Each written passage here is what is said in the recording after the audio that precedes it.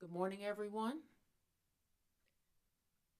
This morning's workshop relates to docket number 2020 247A, and that docket pertains to the Commission staff's review of the Public Service Commission's regulations pursuant to South Carolina Code annotated Section 1 23 120J. I'm Jocelyn Boyd, and I'm employed by the Public Service Commission. Staff filed proposed changes to Articles 3 through 8 on the docket management system in docket number 2020 247A. And we are looking forward to interested persons' feedback and comments, recommendations related to the Commission staff's published amendments, proposed changes to the Commission's regulations. Now, you'll notice that the transportation regulations were not included as they have not been posted yet. We will have another workshop next week regarding the transportation regulations and the impact of Senate Bill 1045. I do not have that act number in front of me right now, but that legislation does have an act number, but it's you can locate it on the scstatehouse.gov website under Senate Bill 1045. Those will be addressed next week. All right, so we're going to start this morning from 9:30. We're scheduled to hear comments and feedback and suggestions from 9:30 this morning until 10:30 this morning on Articles 5 and 7, which deal with our water and wastewater regulations. If you don't mind, I'm going to now ask to make sure that we have listed all those persons who want to provide comments this morning. I'm going to ask if you are present. I will begin with Mr. Tarani, Charlie Tarani. Good morning. Good morning, Miss Boyd. I'm here. I can. You sound kind of low right now. Okay, let me That's see much what I better. can. No, you sound better So now. let me- Maybe you adjusted your where you're standing or Okay, sitting. thanks. Okay, thank you. Thank you. Glad to have you. Miss Alex Knowles. Yep. Good morning, Miss Boyd. Alex Knowles for the Office of Regulatory Staff. Good morning. Good to see you. And Mr. Frank Ellaby. Yes, here for Blue Granite with Zach Payne. Okay. All right. Thank you. Could you hear Mr. Ellaby? Miss Purpose. Okay. Would you mind? Yes, sir. There. I didn't have the microphone on. Okay. Great. Got it on now. Okay. So you're here with Mr. Payne. Zach I Payne. am here Okay. with Mr. Payne. Yes. Great. Thank you. And Mr. Hall. Are you present, Roger Hall, with the Department of Consumer Affairs? Yes, I am. Good morning. Good morning. And do you have is anyone else participating with you this morning? No, just me. Just you. Okay, will that be all day? Yes. Okay. Conor Parker may have to fill in for me in the Article 8 Okay. this afternoon, but I'm not sure yet. Okay. I asked because you won't be present, so I'll know who to call on. Thank you. You're welcome. Thank you. Does anyone have a problem with me asking for comments in the following order? Charlie Taraney, Alex Knowles, Roger Hall, Frank Ellerby, Zach Payne. Okay, you know what? Okay, we'll begin with you, Mr. Taraney. If it's okay with me calling you Charlie today, I will. I If would not, love it if you called me I'll Charlie. call you Charlie today. Thank you. Yes, sir. All right. Well, we'll without reciting them, I'll just reiterate the written comments that the Southwest Water companies had submitted previously regarding applications and whether direct testimony should be filed with the application. But I see the proposal is different. So just looking at the proposal as stated, regarding minimum filing requirements, I would suggest that different filing requirements may be appropriate for Class A utilities and Class B and C utilities. The smaller utilities, I think, would benefit from a simplified rate procedure, which would reduce rate case expenses for them and and make rate cases more accessible. We're seeing ORS encouraging certain utilities to actually come in for rate cases, and I think a significant reason they don't is they are concerned with the expenses that they will incur and just even their ability to do a rate case. And again, I'm not talking about the Blue Granites or the large Southwest water utilities. I'm talking about the smaller ones. Charlie, may I interrupt? May I interrupt, Yes, please? ma'am. Just okay. So are you going to come back for the article? Are you going to return for the Article 8? I want you to continue, but I'm trying to understand something. Well, I'm looking at minimum filing requirements in your electric and gas. Uh, excuse me, in your water and sewer regs. Okay, and I thought, okay, we struck those. So I think what the point of your comments is related to the fact that language has been struck. Okay, maybe I'm looking at the wrong document. Okay, let me show you something. I'm gonna show you. I can show you. Miss Purvis will display this for me on the. This is the current version. Okay. Mm-hmm. Okay. Would you display the desktop, please? Let me make this a little larger. Okay. So, and then I'll show you Article 8. Well, I'm sorry, You're okay. So, I can't see that. You can't see it. Just a minute. Let me see if I can.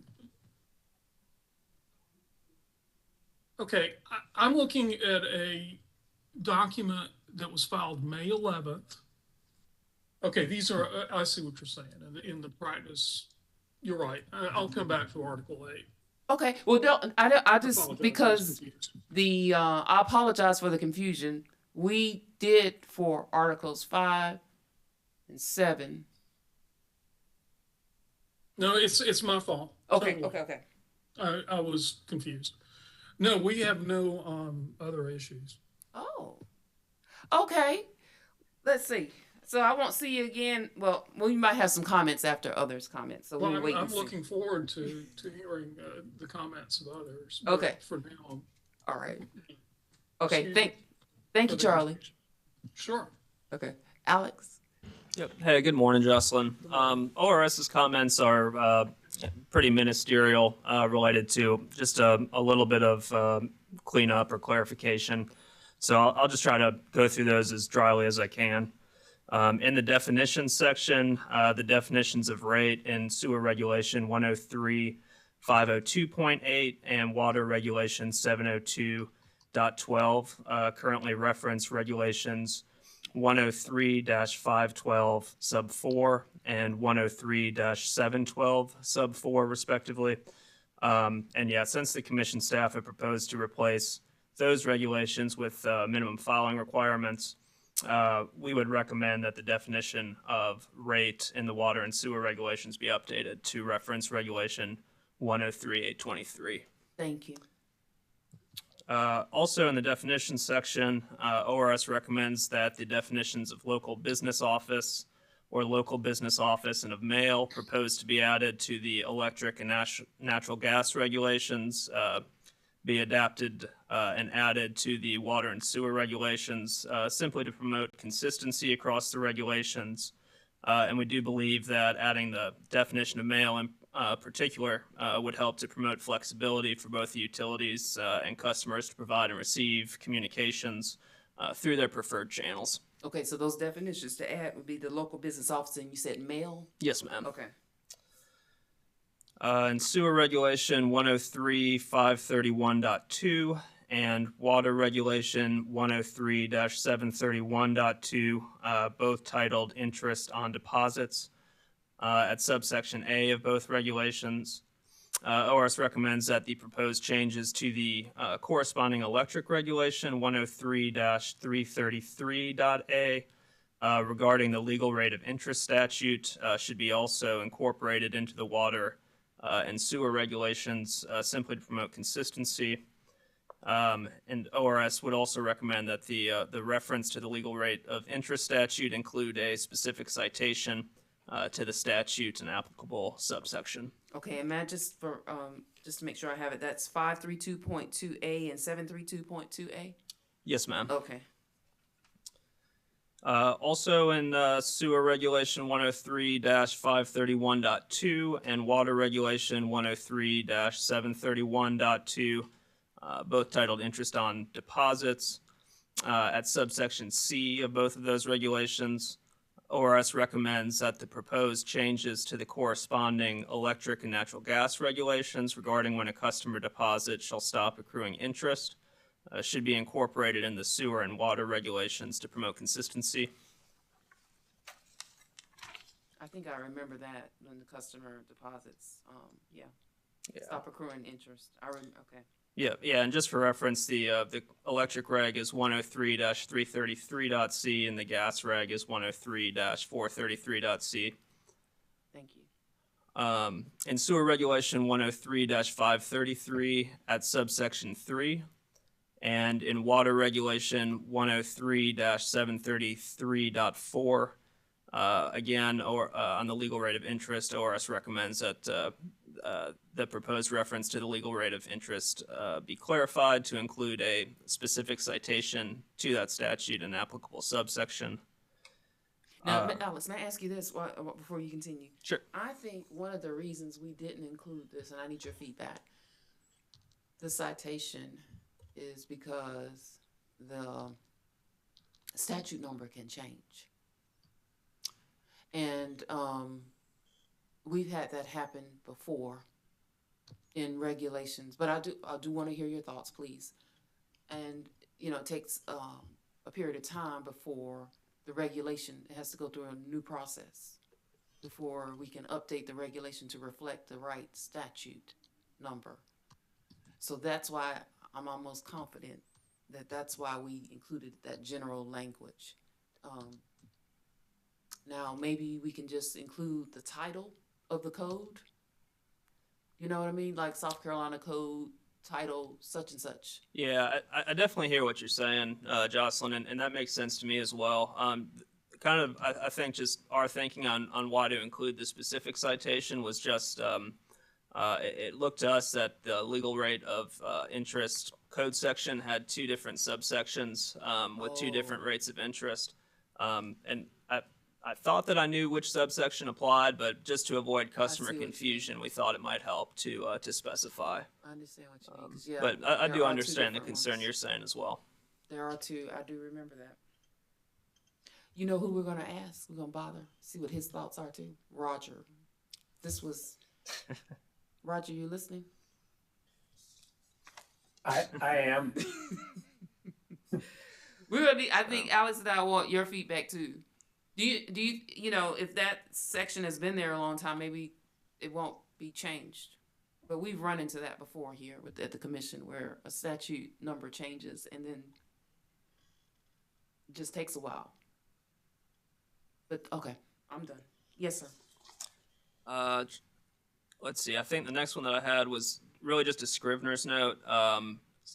Sewer regulation 103-533. It looks like the full text of subsection C had just inadvertently been included twice. Okay, you said 533 points. Yes, ma'am. 534 sub C.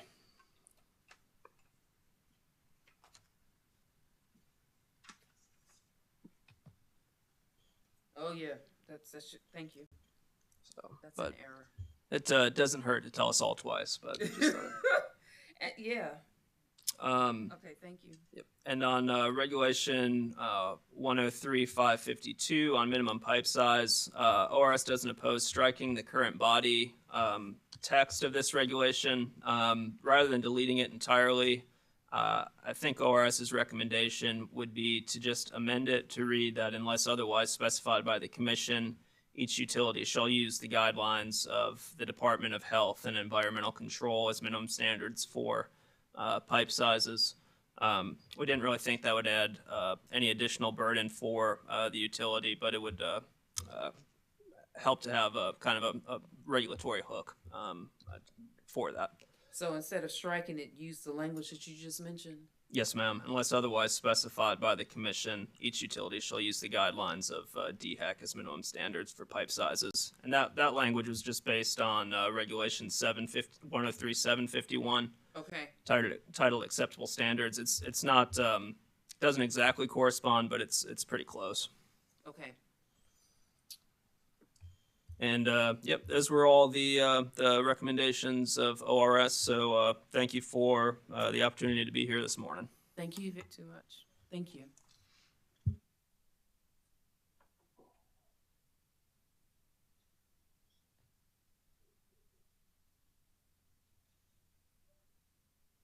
Roger Hall. Hi, good morning. Good morning.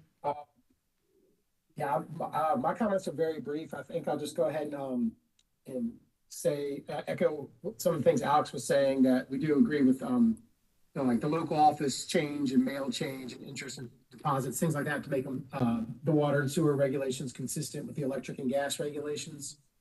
Not gonna repeat anything. I don't know. I think you all did incorporate most of what we, had recommended in the previous workshops and in comment letters, and we appreciate that. I won't repeat any of those. Presume that the commission, has reviewed everything, and these are the changes, they're comfortable with. The only other change I had, is for 103 532.1 J, and the same as in 732.2 K. I think it's just a grammar change. I believe it says, if I can get to it, full sentences in all capital letters is prohibited. I believe maybe it should just be are prohibited. Or to add the use of full sentences is prohibited. Roger, would you repeat that section again for me? 5 and 5, it's 532.1 J. Okay. And it's 732.2 K. Okay. Error. Grammatical error. I see. Yes. Thank you. And that's all we have. Thank you.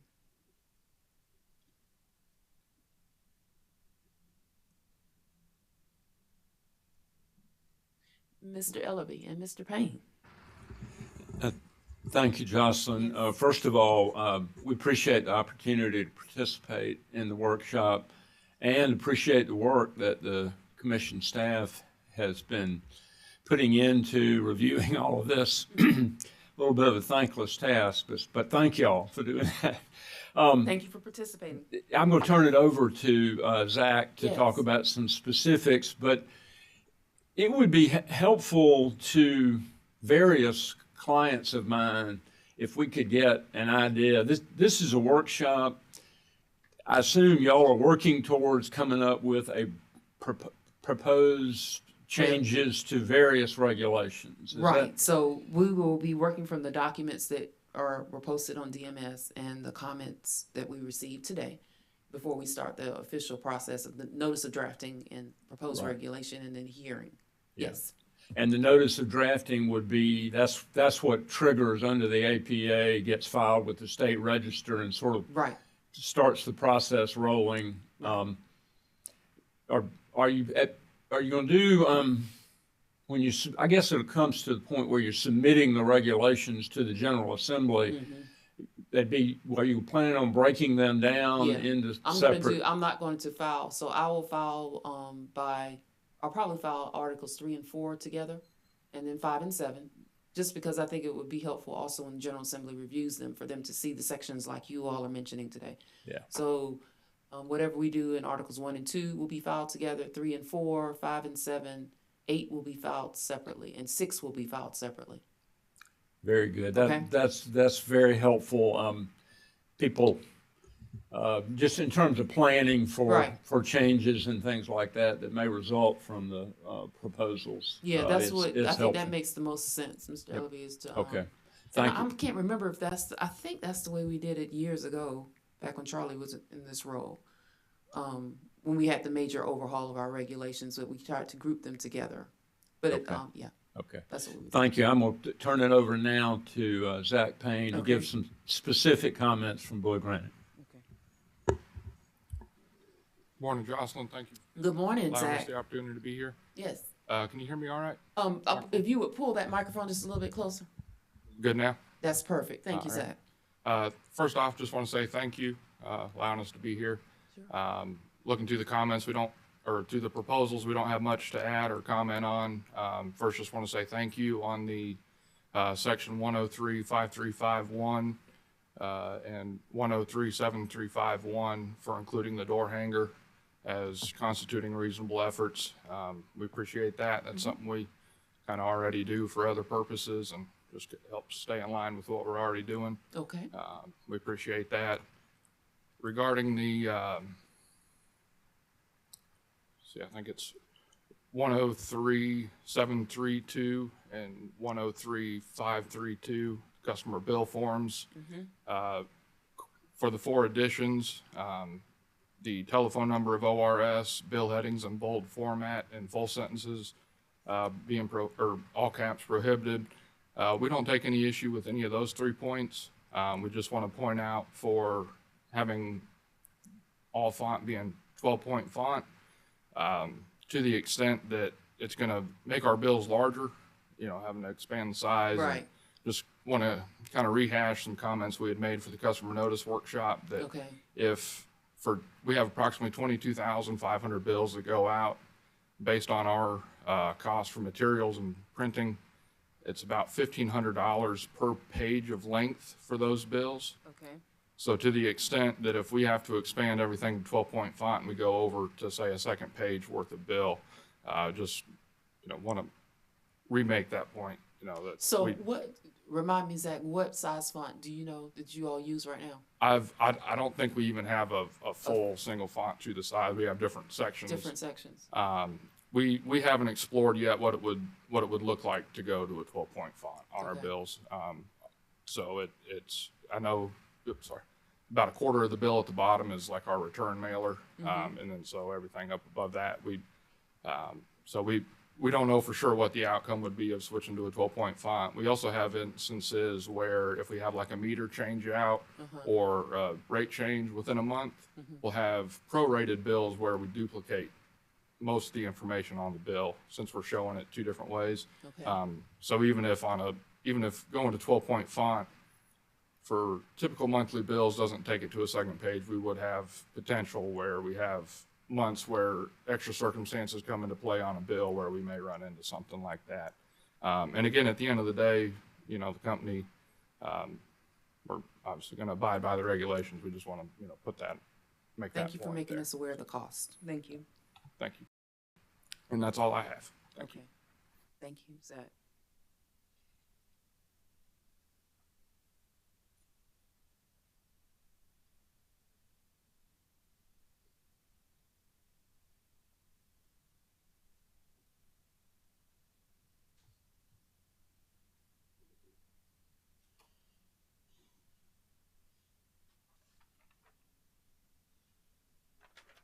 Okay, so I think that I have called everyone's name. Does anyone have any additional comments regarding Articles 5 and 7? I do. Ms. Ward, I do. Oh, great. I'm Charlie, sorry. please. Now that I've got my act together, No, that's okay. I've been coming and going for the past couple of days. Just following up on what Mr. Payne said, I think the bill form regulation, the changes of subsections L, M, N, and O are somewhat problematic. And I'll tell you from 2 perspectives. Unlike, I have some clients that might send 12 bills out rather than 27,000, and maybe generating a bill using QuickBooks. I don't know that they can do this. I don't know that they can change the 12 points, and I'm not sure they can achieve that degree of customization with their bills. also for larger clients, I think it's problematic, both for the reasons Mr. Payne mentioned, but also for for just simply even there. I don't know if software can do it, and I'm going to hold up for you a Dominion bill, and I blanked out my account number, but I don't know if you can see it. Yes, sir, I can see it. I mean, virtually nothing on this bill would conform to this regulation. There's no 12-point type on it. There's no, you, I imagine it'd be easy enough to add the Office of Regulatory Staff's address to it. I don't think that's really the big issue. But the 12-point type, I mean, it'd be a totally different bill. Okay, so is that their, because Charlie, you mentioned L, M, N, and O, and are you, for example, looking at five? Yeah, I mentioned LM, and I don't, let's set aside the ORS issue, because I think that's probably achievable. Okay, 12-point type is definitely a problem. I think bill headings must be in bold font, could be a problem.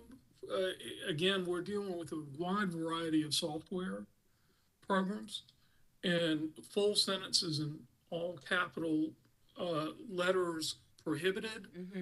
Similarly so, and again, this is not so much for well, this it goes back to this issue of the wide variety of programs that may be used.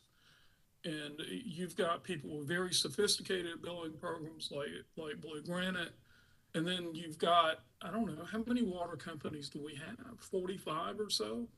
I know that I have a billing program at a law firm, in my law firm, and there are 3 lawyers in this building. We're all each using a different billing program. And if you told me I had to customize my bills to conform to this, I don't know if I could. okay. I'm gonna, when you finish, I'm gonna ask Roger something. Roger, and I think Alex, but, Okay, well, I am finished. Okay. I understand the sentiment. I just don't, I think we may be setting something up that can't be done. okay, all right. Thank you very much. Roger, Yes, I ma'am. hope you don't mind me calling you Roger today. Yeah, Um, please do. So if my memory is correct, I think this was part of Department of Consumer Affairs' original proposal, and that would have been when you when your agency filed its initial recommendations. So you are giving this a lot of thought. May I ask you what would be most important on a bill? What's most important that it in the department's mind definitely you feel should be in 12-point font?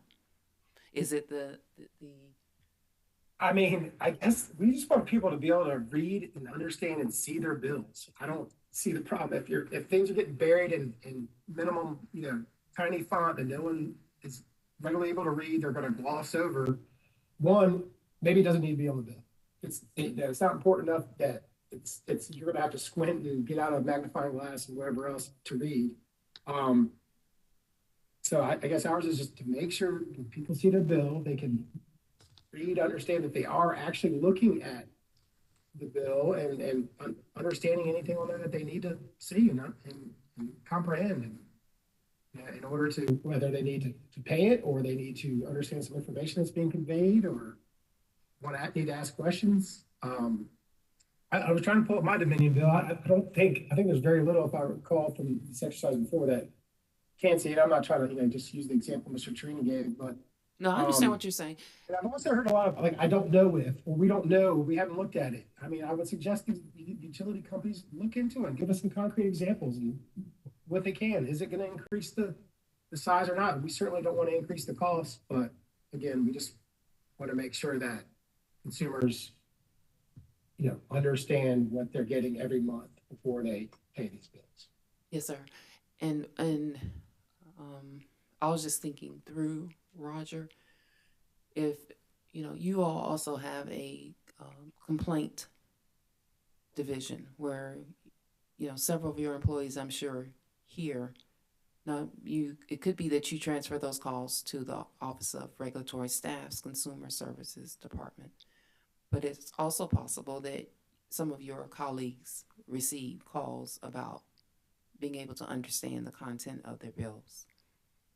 And so I was wondering if there were maybe some sections where customers, I didn't see that, Yeah, I you know, overlooked that's, it. That's why I asked that.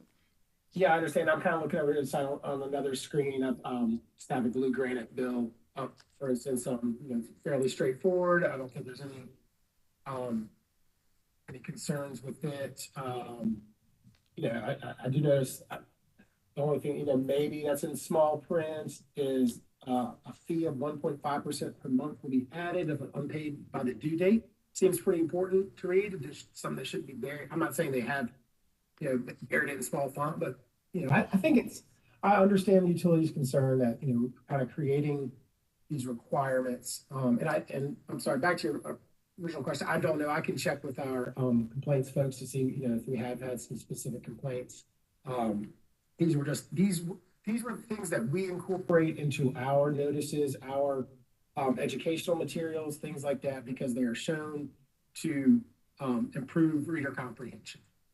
Um, and so that was the point of our suggestions. Right. So again, I think, we'll just ask the utilities to look at it and say, if this was, my vision's not as good as it once was. I think might be having glasses on here before you see me in, but, think about, their parents, their grandparents that are getting these bills, and what information do you want them to be able to see and understand? Again, I think the 1.5% late fee is pretty important, and, that certainly should be in a font that's, someone can see and understand, and, Well, you know what too, Roger. I think hopefully, oh, I don't have a time. Let's see. AARP will be here later today at 2. And hopefully people won't mind me bringing this up again. And you or your colleague will be present. I'm trying to, in my mind, balance the cost issue, perhaps, and then also what customers, where they might want the font to be larger. Does that make sense? I understand. And Richard, I'll try to see if I can get some, specific examples. Again, not sure that we have any, just that. Yeah, but these were- that we incorporate.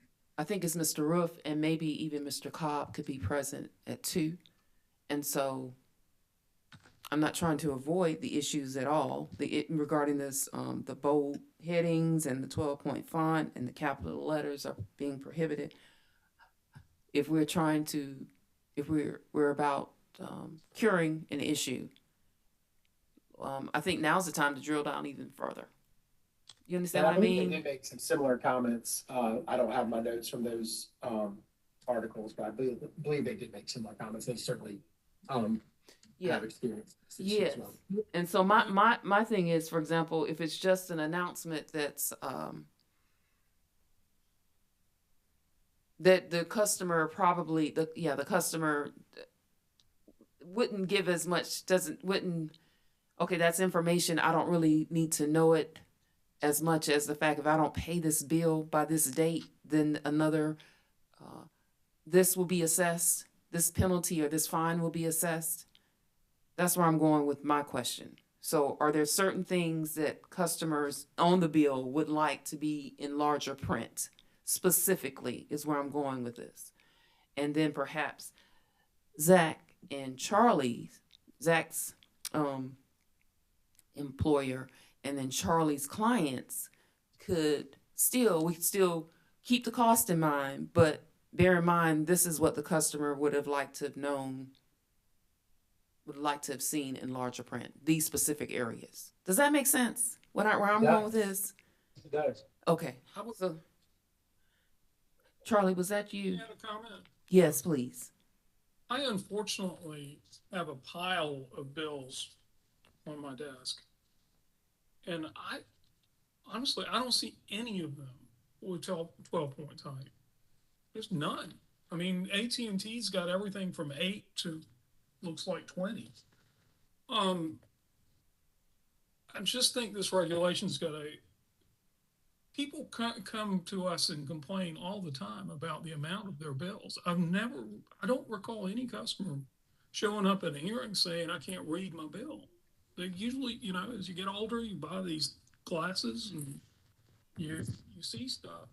Also, it occurs to me this regulation doesn't address online billing, and I'm not sure how we deal with that. But so anyway, I'm just encouraging the commission not to be overly prescriptive, and I assume these same requirements are being proposed for telephone utilities, and I mean, this just may have a much broader impact than we appreciate. Yes, sir, and I do. I understand everyone's position. I really do.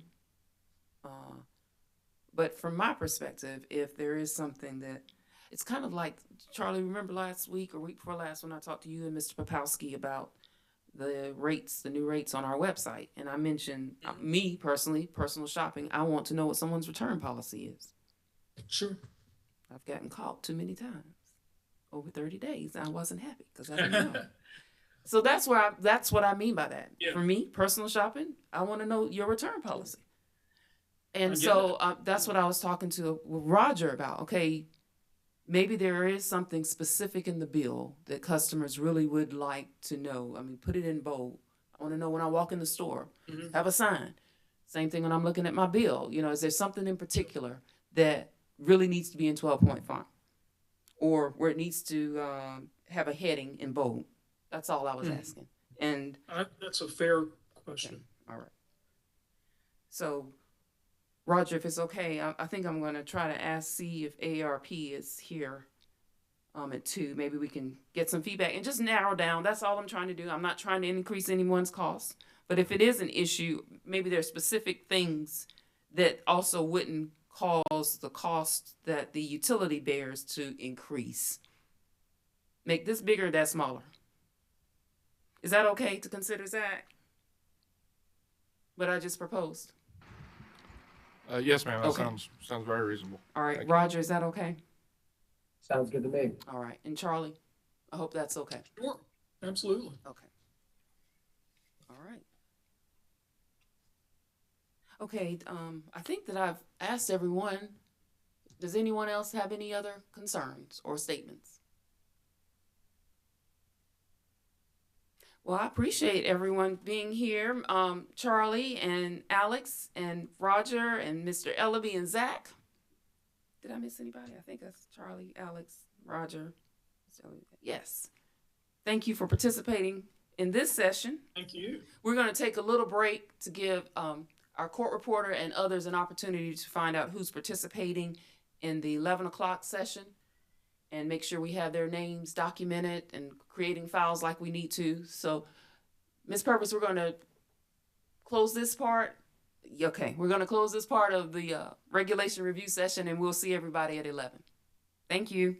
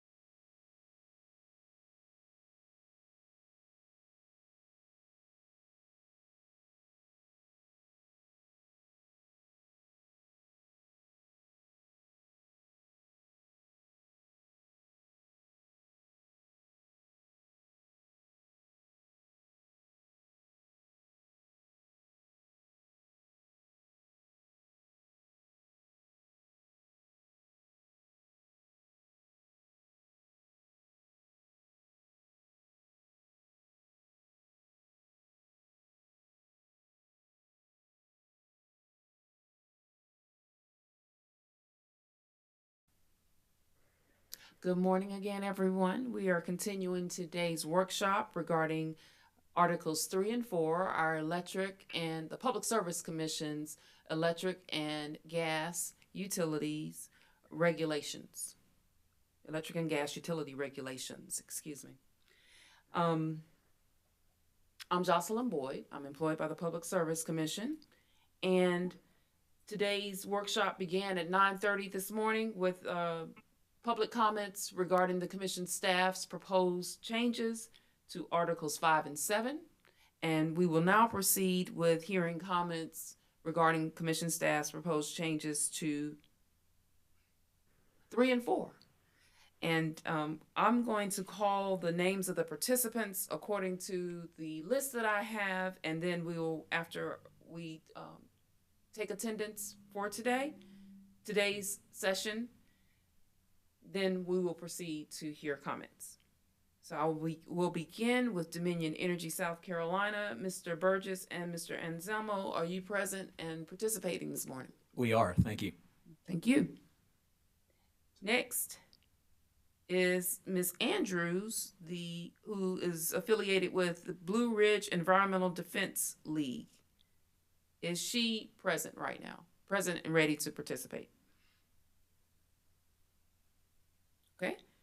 Mr. Richardson, Attorney Richardson with Piedmont Natural Gas Company. Yes, I'm here, present, and ready to participate. Okay. And you possibly have some other colleagues with you perhaps today, Ms. Powers and Mr. Barkley? Yes, as well as Brian Heslin, Deputy General Counsel for Duke Energy. Okay, thank you. Okay, next, Mr. Holloman with the Southern Environmental Law Center. Yes, I plan to be there in person. Yes, sir. But unfortunately, I have been struck down by COVID and I'm in isolation in an upstairs bedroom. Oh, I'm sorry to hear that. But I'm here. Yes, sir. More or less. Well, good to hear from you again. We spoke last year. Let's see. Miss Turner, Julie Turner. Okay, just double checking. And then next, Miss Brown, Katie Brown, Attorney Brown. Hello, good morning. Good morning. How are you? I'm doing well. How are you? Good. Do you have any other individuals who are with you today? I believe I'm the only attorney present speaking for the companies for this section, this review. Thank you. Thank you. All right. So, also had listed Miss Hicks, Jane Lee Hicks. Janie Hicks, and then Miss Janitha Woods.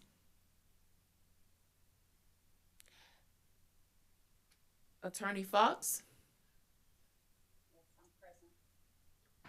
I'm present. And is Mr. Turner also? Mr. David Turner should be attending virtually, yes. Great.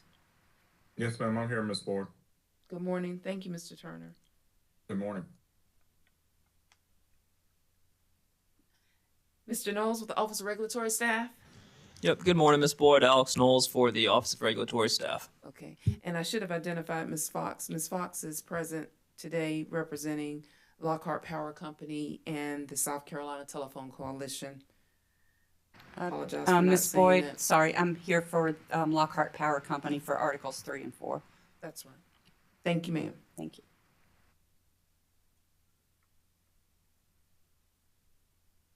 Mr. Hall, Roger Hall with the Department of Consumer Affairs. Yes, good morning. Good morning.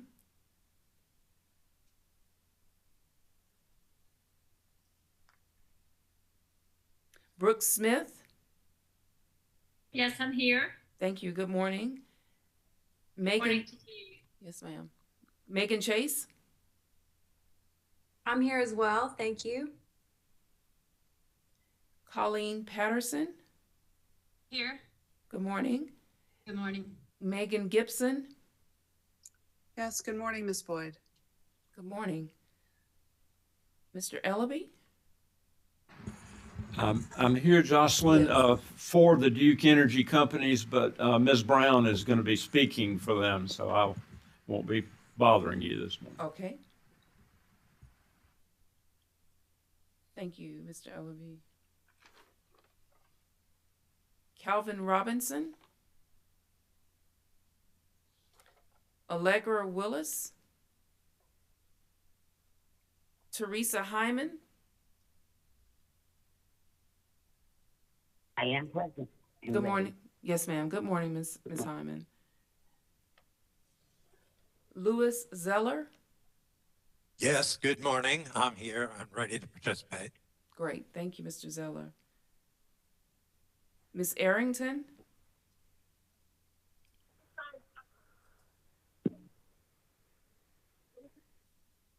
I don't think I heard a response to Ms. Arrington.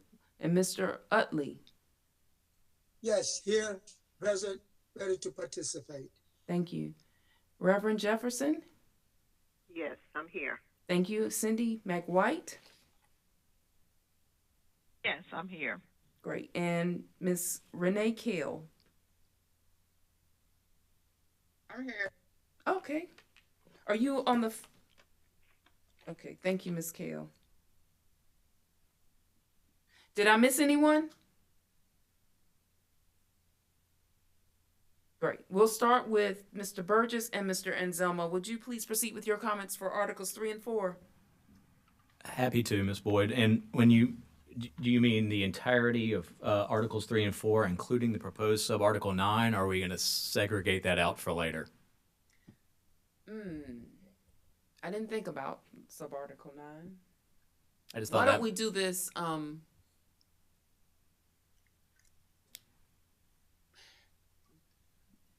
Do you mind if we start, everyone? I didn't think about that because I don't want other participants who aren't really interested maybe in Articles 3 and 4, but just interested in sub-Article 9. Does anyone have a problem with me beginning with sub-Article 9 that deals with the pipeline regulation, and then we can review comments from Articles 3 and 4. That way those participants who really aren't interested in the remainder can leave. Ms. Boyd, I think I would prefer to do it the other way, just because I believe there are so many more people here to address the sub-Article 9 issue. Just, take them Article 3 first and then move to Article 4. That's my preference. The company, Dominion, will be fine with that as well. I think we could probably move quicker Faster. through Okay. 3 and 4. Okay. So we'll start with Articles 3 and 4 and then sub-Article 9 of Article 4. Okay. Yes, sir. All right. Thanks, Ms. Boyd, and everyone on the line. Michael Anselmo on behalf of Dominion Energy, and we appreciate the opportunity to make the comments on the existing Article 3 and 4 regulations. Really, we have just some minor points, and some of them are more clarification than anything. The first, Ms. Boyd, is I noticed there is a inadvertent typographical error in 339-2N and 439-2N. It reads is, but it should be are. Thank you. I believe. I'm not an English major, but I think I'm right on that one. And then a couple of clarification questions in sections 333 and 340 related to the Commission's switch to the legal rate of interest statute. The question I have is the legal rate of interest statute is 34-31-20 of the South Carolina Code, and it has two sections. Subsection A is the prejudgment interest rate, which is set by the legislature at 8.75%. And then subsection B, which is the post-judgment interest section, that is set annually by our Supreme Court using certain metrics and is currently set at 7.25%. And the company was unclear which subsection the Commission was perhaps recommending be used for the new legal rate of interest. And as part of that analysis, we just wanted to remind the Commission that we have an approximately back of envelope type math, 1.5 to 2 million in deposits. And either of these numbers would represent over 100% increase in the current interest rate applied to those accounts. which would certainly spin off a higher interest amount that would then be passed to the ratepayers. Not necessarily a deal breaker, if you will, but it's something we wanted to put on the commission's radar, that both numbers are quite higher than the current rate, and we would appreciate some clarification on which subsection the commission was interested in using. Okay, and would you provide me with the 1.5 to 2 million that you currently have in deposits? In deposit, yes, ma'am. And then you said the amount that would, the dollar impact could potentially be what? I don't have the potential dollar impact that the interest rate would spin off because, again, we didn't know which rate was going to be utilized. Okay. But it's going to be either rate, if adopted, would represent over 100% increase in the current interest rate that we apply to these accounts. So obviously it would increase the interest that spins off the deposit amount, which would then be cost associated to all ratepayers. Okay. We had this issue in the prior session, but it was related to, it was a little broader, just providing the specific site. And we explained that the reason is sometimes statute numbers change. And so we didn't include that, but then your approach is, or your question is a little more specific. That's correct. Regardless. It's just, they're just simply two interest rates inside of that statute. And right. I do understand why you'd want to have a sort of a more generic description, but inside of that description, I think we do need more direction so we can apply whatever interest rate the commission ultimately decides we need to apply. So if the language, if we don't refer to the citation, but if we include if we reference the statute and then the specific language, either of the two sections that would apply would help tremendously. Yes, ma'am. Even if we don't cite the exact statute number. Yes, and ma'am. Section. Yeah. Okay. If you want to say the legal rate of interest statute utilizing the prejudgment interest rate, or yes. conversely the postjudgment Okay. interest rate, that would give more clarity. Right. If you elect not to use the statute, I'm fairly certain that statute's been on the books for some time. Right. So right. I know we're trying to eliminate potential revisions down the road, but this one seems like it's settled into Title 34 pretty Yes. solidly. Okay. Thank you. Hey, Jocelyn, since this is a workshop, would it be appropriate for me to inject something here?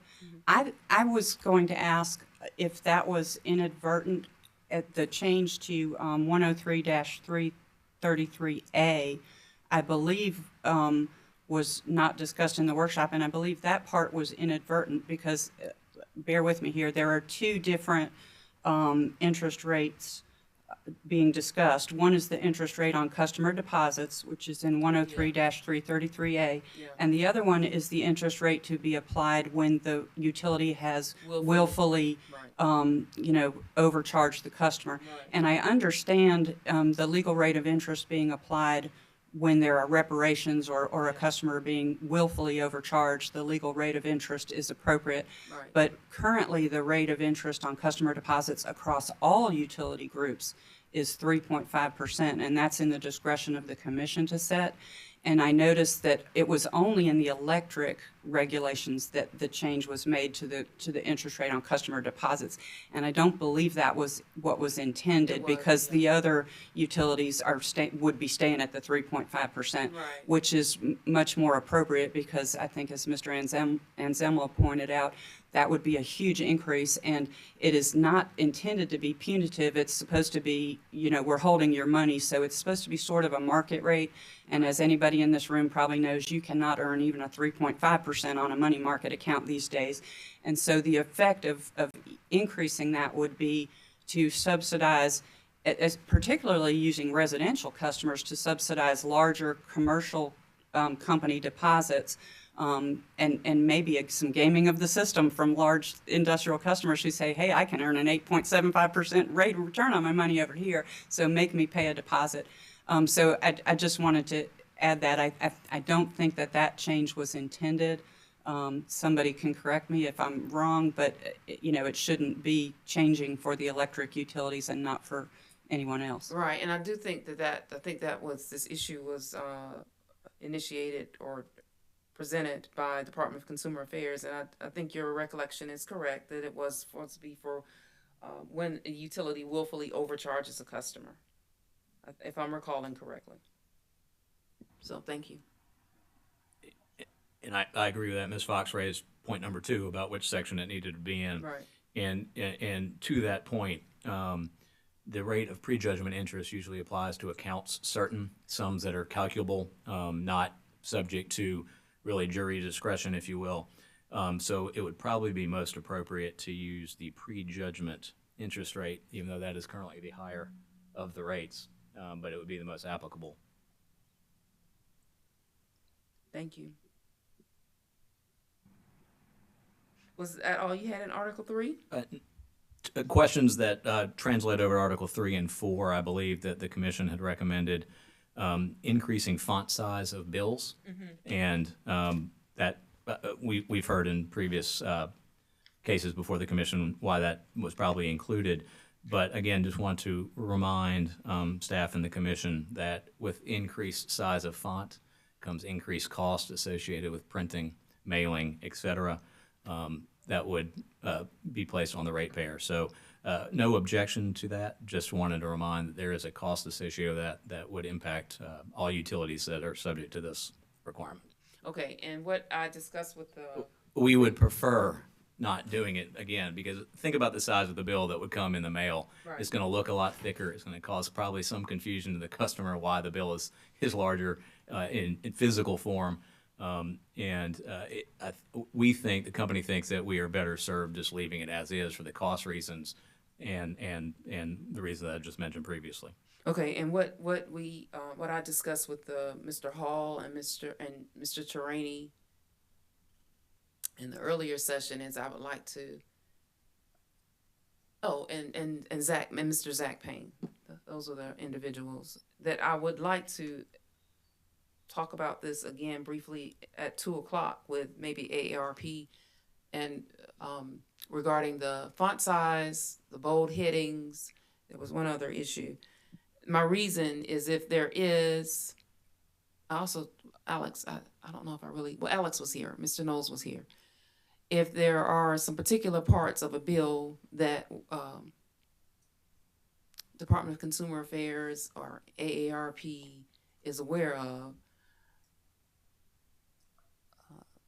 where a customer would like the font to be larger, I don't know, it could be the amount of time to pay the bill. I would like to at least dig deeper just for those sections. And then I also understand the cost impact potentially if the entire bill has to be printed in size 12 font. But I also mentioned perhaps if there are particular areas of the bill where a customer would like for the print to be larger, if it's just the date due, then perhaps other parts of the bill, the size of the font could be decreased. So that was the conversation earlier. It's not to increase. It's not to support utilities incurring additional costs. But are there areas of the bill where it would be more convenient for the customer to read and understand? Company's happy to have further dialogue on this, but okay. Again, we do want to further note that as far as we're aware, we've not ever received a customer complaint regarding font size on the bill. Okay. But again, if you want to engage in further dialogue, we're happy to do that with you. Okay. And then just one question for you, Ms. Boyd. In the company's letters almost a year ago today, to be honest with you, the company had proposed a couple of suggested regulation changes, and we noted they weren't in the current version, and just wanted to confirm with you whether that was intentional or if just y'all had chosen a different path on that. Okay, so let me look at Dominion's comments. And I have the specific sites if you need those. They were somewhat targeted changes. For instance, in Article 4, 412.2.7, increase the project cost from $500,000 to $1 million. Change the reporting threshold in 415A from $5,000 to $10,000. Things of that nature, and We just didn't want to. We just want to confirm perhaps they weren't overlooked, or if this was a path that y'all wanted to take to not address those proposals. Well, I do remember staff reviewing the threshold.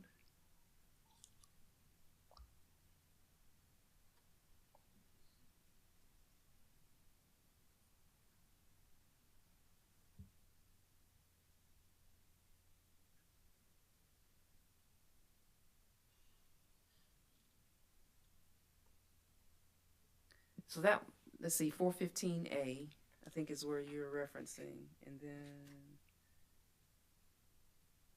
then number 9 from April 6th. And Ms. Boyd, I did not mean to put you on the spot with this question. We just wanted to make sure that they weren't inadvertently overlooked or something of that nature. We're happy to have dialogue at a later date if need be. We did talk about, I remember us talking about this. I'm just trying to think of, I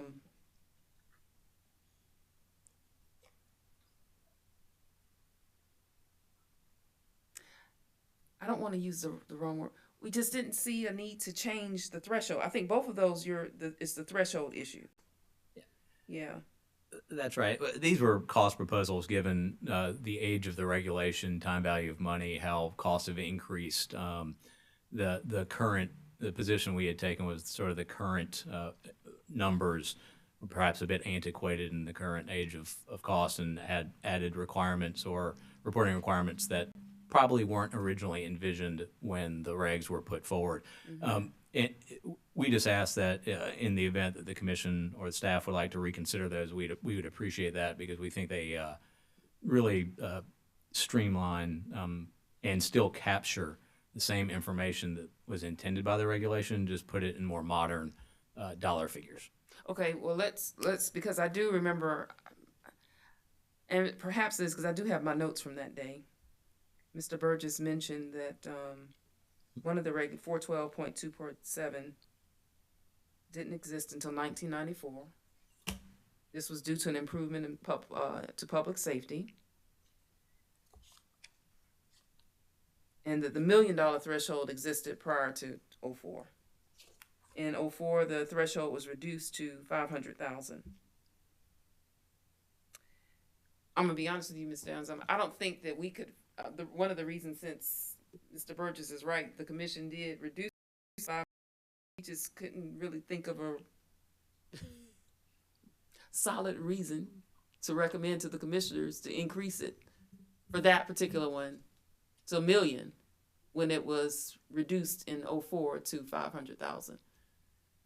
I'm just gonna be, yes, please. This is Chad, and when I was doing my research on this regulation, I couldn't. That was when ORS came into being, right? And you may recall that there's a lot of things that need to be changed in the regulations to replace the word commission with ORS and things of that nature. Right. I don't recall. I know we had meetings with ORS to revise those regulations. I don't recall the basis for the number being decreased from $1 million to 500,000. Right. And so, the point being is that the price to build pipelines is getting expensive. Okay. And like Michael mentioned earlier, if we keep the threshold at $500,000, which is certainly the commission's prerogative if they choose to do that, you're probably going to capture maybe a lot of more information or projects than was otherwise intended. Okay. With the regulation. Okay, now I want to interrupt you, but you started, and I do want to ask this because I'm sure you can help me with this. So tell me, compared to 04, if we're going to give examples, for a project now, like project size versus $1 million. I think that would help tremendously. What would be more than likely reported construction size wise? Does that make sense versus $1 million? I think points of reference will help. What you might have built for 500,000 or needed to construct back then, it's now this amount, costs this amount. Does that make sense? I'm not following you completely Okay. on that request. Maybe if you can rephrase that. Sure. So perhaps back in 2004, Let me pull the regulation. Yeah. And while you're doing that, I don't recall why the number was reduced from 1 million to 500,000. There was a lot of moving parts and negotiations that were going on with respect to those revisions, and it could have been. I can't imagine that the company would have advocated reducing it. That may have been a change from ORS. I just don't recall. I have to go back and again, I don't remember seeing why that number got reduced. It just did. Okay, I'll tell you. And quite frankly, you know, hindsight's 2020. Obviously, you know, maybe the company should have advocated a little bit differently with respect to that. But I do recall there was a lot of give and take going on in those regulation discussions with the ORS, and that could have been something that was just a negotiated point without any further discussion. But again, we're talking almost 20 years ago, right? With respect to a $500 threshold. Okay, so and like Michael mentioned earlier, things cost much differently today than they did 20 years ago. So and really, I'm sorry. Just last point, and I'll stop talking. No, you're fine. It's really just designed to kind of bring up the number to today's value of what would be an equivalent value of $500,000, you know, back in 2004. So if we took a sample of what Dominion filed under this regulation from 04 to 2010, let's just take that as a sample, okay? We took a sample of 3 from those years. Is it possible that Dominion could say today those same projects would cost $1 million or more, is my point. So when I'm talking about hardcore rationale to present to the commissioners, that's what I'm talking about. That's what I was trying to relay that I did not successfully. Just so I'm clear, you're asking whether or not the company could go reprice those projects in today as if they were to be built today? Well, or get an estimate, okay? If you were to look at these same filings, because you would have filed those reports with the commission, I'm just to support what you're saying, that's all, so we would have something to present. These same projects that we previously filed with you between these dates, it could be between, I think that's a fair time period, or maybe 2004 to 2014, okay? And if you take some samples out of those, someone should be able to provide an estimate of what those same projects that you had to file with reports on with the commission, I would think, during that time period, well, they don't cost anywhere close to that now. Same type project, different price. I think that would help justify what you're saying. I'm not asking you to do work, but I think that someone will need to do some work on that. Okay, I don't know. But I think you understand what I mean. If the commission changed it to 500,000, we're trying to say, okay, commissioner, here's evidence, or not evidence. Here's documentation that these projects just don't cost the same today. Same scope, different price today. So that's Jocelyn talking. But I would feel comfortable with that. Now, you all might have a different suggestion for documentation. Yeah, no. Here's what I would suggest that we do is I don't know if the company can do that calculation or not. Haven't talked to them about that, so I need to confirm that with them to see if they can do it. Assuming that they can do it, then certainly we can provide that information to you and let that factor into your calculus as you decide whether or not to make the change or not. Okay. And if there are other bits of information that I may not know of as we sit here right now that the gas department says, hey, look, we should probably provide this too, that might be helpful. We can provide that as well. And then at the end of the day, staff can make a decision as to whether or not they think that's a change worthy of making or not, and we'll move on.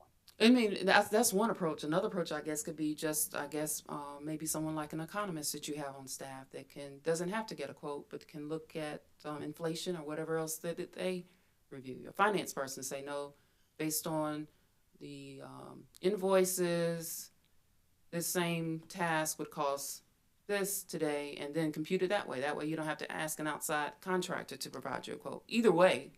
Sure. That's all I'm asking. Yeah, I hear you on that loud and clear. Okay. We'll take that back. Okay.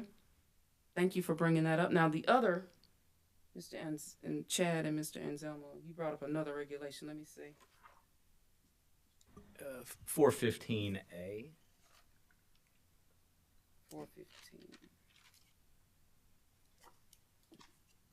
Oh, Mr. Anselmo, you were here too. I have your name from 4/16/21. That sounds about right. Yeah. Okay. Yeah, we had recommended increasing the property damage threshold from 5 to 10,000, again along the same lines of just the costs associated with supplies, equipment, et cetera today. Repair. Everything. It is, again, just another increase in in inflationary costs. And I'm not dismissing that what you're saying. I want to look at your Yeah, and that, you know, these are things that we report to ORS. And again, I'm not trying to put everybody on the spot. We You're just fine. wanted to make sure we were talking You're about fine. all the things that we had raised. I'm glad you brought it up again so that you could kind of see. You asked our perspective, and we didn't. Just get what you call it? Can you please? Someone speaking, and we can hear your private conversation. GPS folks. Can you all mute them in the back? Ways. Thank you. And Ms. Boyd, this is Alex Knowles for ORS. Yes, sir. I have heard from our pipeline safety folks that they are fine with increasing the $5,000 reporting threshold to $10,000. So I'll just add that. But I do understand about the specific kind of information that you're looking for, and don't specifically have any of that. Thanks, Mr. Knowles. Ms. Boyd, Yes. may I ask a procedural question? Yes, you may. I apologize for not speaking up earlier, but I noticed we're a half hour into this discussion, and I would beg your indulgence to change the procedure and have discussion of sub-Article 9, because we have people who are calling from a sick bed, members of the public with small children who may not be able to maintain an hour-long or 2-hour workshop. And so if it's at all possible, would you please receive comments or questions on sub-Article 9, which we all know that's all about. And you were asking just why people are here. You were asking about the members of the public being Yes, able ma'am. to do that. Okay. Can we come back to this other issue? To me, it's not the number is not as substantial. Well, it's double like the other one, Mr. Anselmo. And, Yeah, we're but it's happy not- to. But we'll come back to that. We're if happy you all to. don't mind. Not a problem. Okay. Thank you. We will begin, everyone, with members of the public in sub-Article 9. So the first name.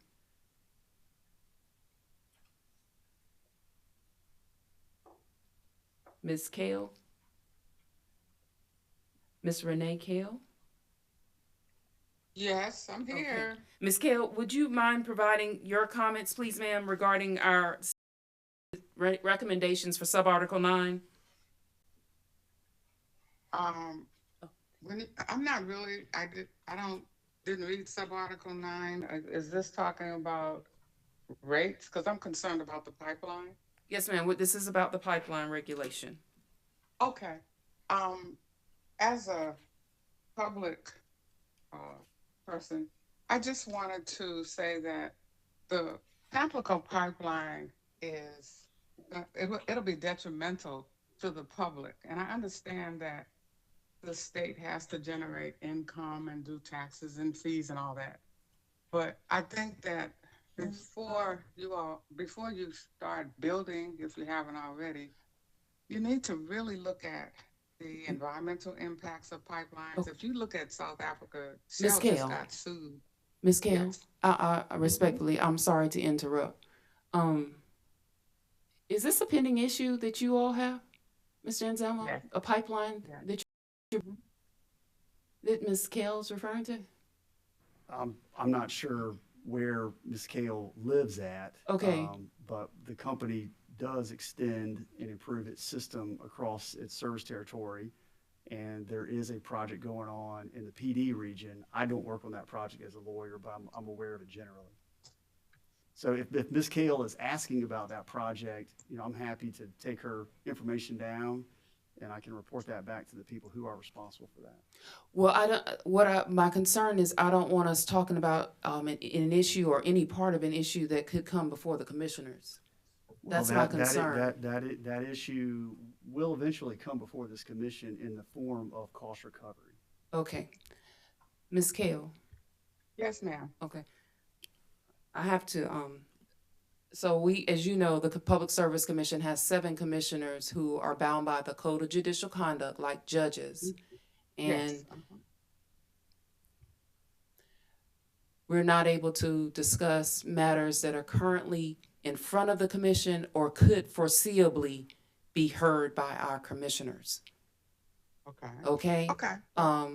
Now, staff just proposed some language for a new regulation regarding construction and extension of pipelines. And there's some information in that regulation that we can talk about today. But I really am happy that you are here today, and we're happy that you are participating. But you and I, we both have to, abide by the law. And so we can't talk about that because the commissioners could be hearing that case in the near future. Okay. And it sounds like they will be. Some part of it anyway. Okay. So, Yes. okay. Is that okay? Okay. So Okay. All right. I would, yes, I'd like to participate when the public can participate. Maybe it might be better for us. I'm sorry, I'm outside. It might be better for us to be able to talk about it and give our input, because we're very concerned about the public. Okay. How it's going to impact them. All So right. I'll just get with someone and find out where we need to speak. Okay. All right, Ms. Hicks, Ms. Ms. Kale, do Boyd, the. this is Frank Holloman. Yes, sir. I could point out the commission held public sessions on this particular pipeline already. I mean, there was a public Zoom proceeding, not a proceeding, just a informational session, I guess you'd call it. The commission itself called where they discussed where people like Ms. Kale discuss their experience. And I think also too, I mean, if you want to say they shouldn't talk about how much the pipeline will cost, because that's what the commission will ultimately review, I think the experience that people have had in dealing with pipeline companies is informative as to what kind of disclosure should be made by them and the way public information should be made available under the very good proposal that the commission staff has made. So I think people who've had a direct experience with the pipeline do have something to add. Okay, but I think it needs to be in the context of the proposed language. So, when I heard mention of a particular pipeline, that raised flags for me, because I don't want the commission to run afoul of anyone saying, well, you have touched this case in some form and heard information regarding how the process of how everything occurred, Mr. Holloman. That's my concern. So if it's related to, if the comments are related to, I think we have notice. That's a broad enough topic as it relates to construction of pipelines. Information that is provided, that's general information. Yes, sir. I think that is a part of the proposed regulation. Am I making, I think any reference to, because it would be, I would envision the utility asking for cost recovery of the cost associated with the construction of that pipeline, and then a member of the public can appear and say, well, I don't think they should receive that because of the nature by which this transaction, this construction took place. Does that make sense? I hear what you're saying, but I don't think any of these people will be testifying about amount of cost, I think they'd be talking about how they were treated during the process. Yeah, and I think that could, That's what happened last time. yes, sir, and I think that could also take place during a cost recovery proceeding. If it's I would like to say that excuse me for interrupting, and I don't want to be rude or appear rude, but we were told that this was a hearing where we could express our concerns regarding the Pamplico pipeline and the injustices that it brings. So if it's another forum that we need to go on, I'm fine with that.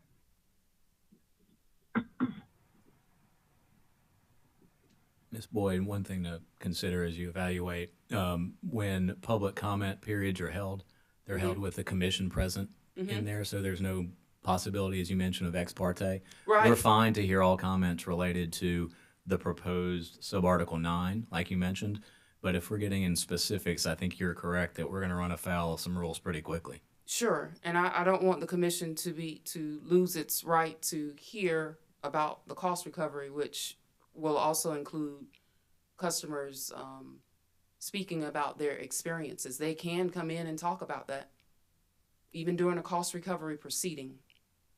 So what I was going to ask is, I was going to, for those who, we will continue calling the names, but we cannot talk about specific cases that could come before the commission, even if the utility is just asking the commission about cost recovery.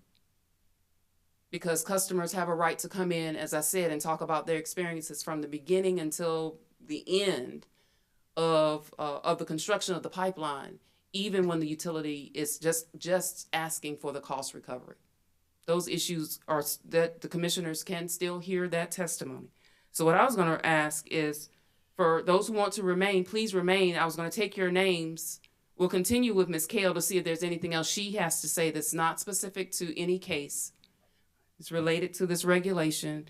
And then I will ask Dominion, for those members of the public who want us to notify them when you all file for the cost recovery, that we keep the list of those individuals so that we can send them notice of any future cost recovery proceedings regarding Pamplico. I think that's fair. Now that we know that, for example, Ms. Kale is interested in. Ms. Boyd, just yes, one sir. point with respect to cost recovery. There's an RSA proceeding that's ongoing now. Okay. There's a statute that governs that proceeding. I haven't looked at that statute here recently from the viewpoint you just mentioned, so I don't know if I have the ability under the statute to gather names here today and then provide them with information. There may be a process in that statute that specifically lays out what a customer may need to do. I just don't know right now, so that's my only hesitation there. Okay. So I think that was Mr. Holloman. Mr. Holloman, was that you who spoke up? I was the one who sounded like a frog. Okay, cool. No problem. Mr. Holloman, I don't want you to think that the commission would not want to hear from the public, but I think at the appropriate time, or we're going to, minimize what the commission could possibly hear. So if you're okay, I'm going to go back to Ms. Kale and ask her if she has any issues related to the regulation, the proposed regulation, the content of the proposed regulation in sub-article 9. So that's relating to cost recovery, correct? No, ma'am. Article 9 relates to when a utility intends to construct or expand an existing pipeline. Oh, okay. Yes, ma'am. All I really have to say, if I can, pipelines that are in or near residential. My goodness, what's that? Pipelines that are near residents or in their area, in the residential areas we're concerned about. And we're hoping that some way there's a way to stop them and put them in areas where people are not going to be affected, or their water, their land, and soil, and the air. So that's basically what I was concerned about. I know that you have your strict guidelines, and I don't want to violate any of those. And I thank Mr. Holloman for his help. But the pipelines are very, expanding them is going to be a nightmare for everybody. So thank you for letting me speak. I appreciate it. Thank you, Ms. Kale, so much. Okay, and so I missed Ms. Hicks. Ms. Hicks, good morning. Good morning. Thank you. My comment's very brief, but thank you for all that great explanation. Yes, I ma'am. just would like to share with you that I'm for the proposed regulation Article 3-495, Subarticle 9, Yes, that ma'am. applies to new pipelines or extensions targeted mainly at front-end transparency for the public to adequately assess any new pipeline proposal and determine if it is responsible, necessary, and feasible. In addition, it gives the public a better opportunity to weigh in on the costs and the benefits of any proposed pipeline. There should be public vetting of the specific public purpose of any pipeline, why it is needed, particularly when there is an existing pipeline in the area. This proposal will allow adequate assurances that property is only being taken for public uses and that the specific landowners whose property is being acquired for a pipeline or other project are not being asked to bear the burden of a project which is not truly for the public use. And that concludes my comment. Thank you, Ms. Hicks. Thank you so much. Okay, next, I think will be Ms. Brooks Smith. Hello, can you hear me? Yes, ma'am, I can. So I'm not sure, given what you just spoke about, if my contents are appropriate. So I'm just going to start. So, okay, so you're not going to talk about any specific case or any specific pipeline, right? Well, my property was on a pipeline, but it's no longer, that case is no longer, that pipeline is no longer going to be installed on my property. And I'm speaking about my general experience with the land agents and the transparency of the pipeline of Piedmont Natural Gas. Okay, so it is specific and it's my experience. Okay, so let me think for a second, because I know Piedmont has a pending rate case. I like this brain work everybody's making me do this morning. Some good exercise. I know, I'm sorry about that. That's okay. No, that's why God gave me this brain. I want to address these. And thank you, the commission staff, so much for your willingness to make these considerations and changes to this process that I experienced that was, grossly unfair and lacked transparency.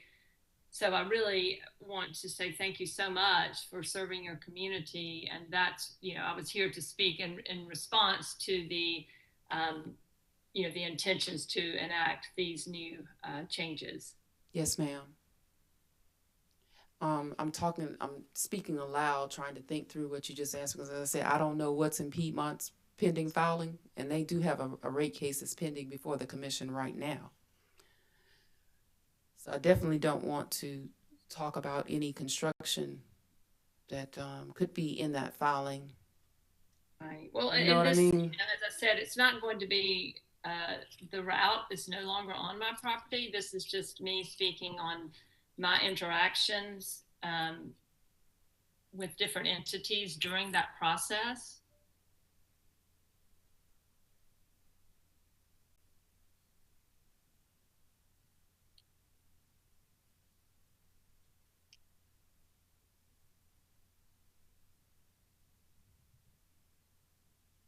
Okay, so you want to talk about the way you think the process should unfold when a gas utility wants to extend or construct a pipeline, generally? Yes, but it's going to be related through, of course, through my experience of what that was like. Because I have I have direct experience and I see the ways in which it could work much better, which have been put forth, those changes by the commission staff, that I guess will be decided finally by the commission. I'm not sure what that process is like to put these. Okay, so this is gonna take a little bit longer, Ms. Smith, but I need to make sure that the agency doesn't doing something it's not supposed to. But I think I need to handle it this way, and I think I'm gonna have to lead the discussion to make sure we stick to subarticle 9. Okay, so if we're looking at subarticle 9, the first section provides certain information I think the gas utility has to prepare when it knows it's going to construct or extend a gas utility pipeline.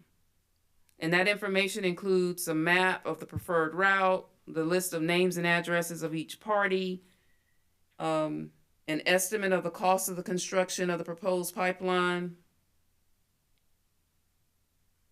the area where the proposed pipeline would be built. They would prepare a study of the direct and indirect environmental impacts of the pipeline and including some other sub-issues. Prepare an environmental justice study and prepare an estimate of the amount of the utility would propose to recover from its ratepayers. So, would you delete anything to that section that I just talked about?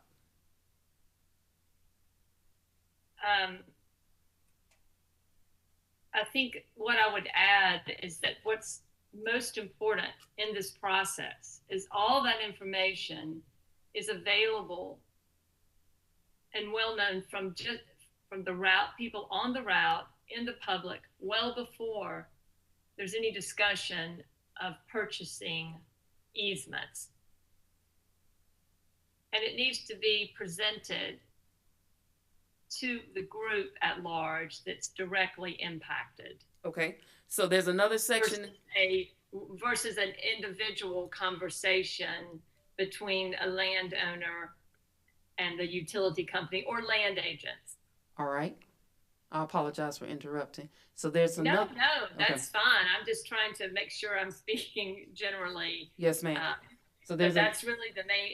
It's all the information before a landowner negotiates that easement, and not just from the landowner individually, as a group and in the public forum. Okay, so there's a section B, and it reads in part, the gas utility shall not communicate with any property owner concerning property acquisition or easements for the pipeline, other than sending out the materials that are in section C. And section C relates to notice of a public comment forum, summary of the rights of property owners, and the list that I just read to you.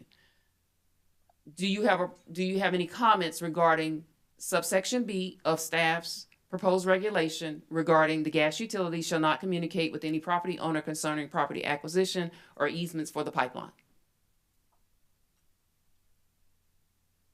Other than the written materials that are in the proposed regulation.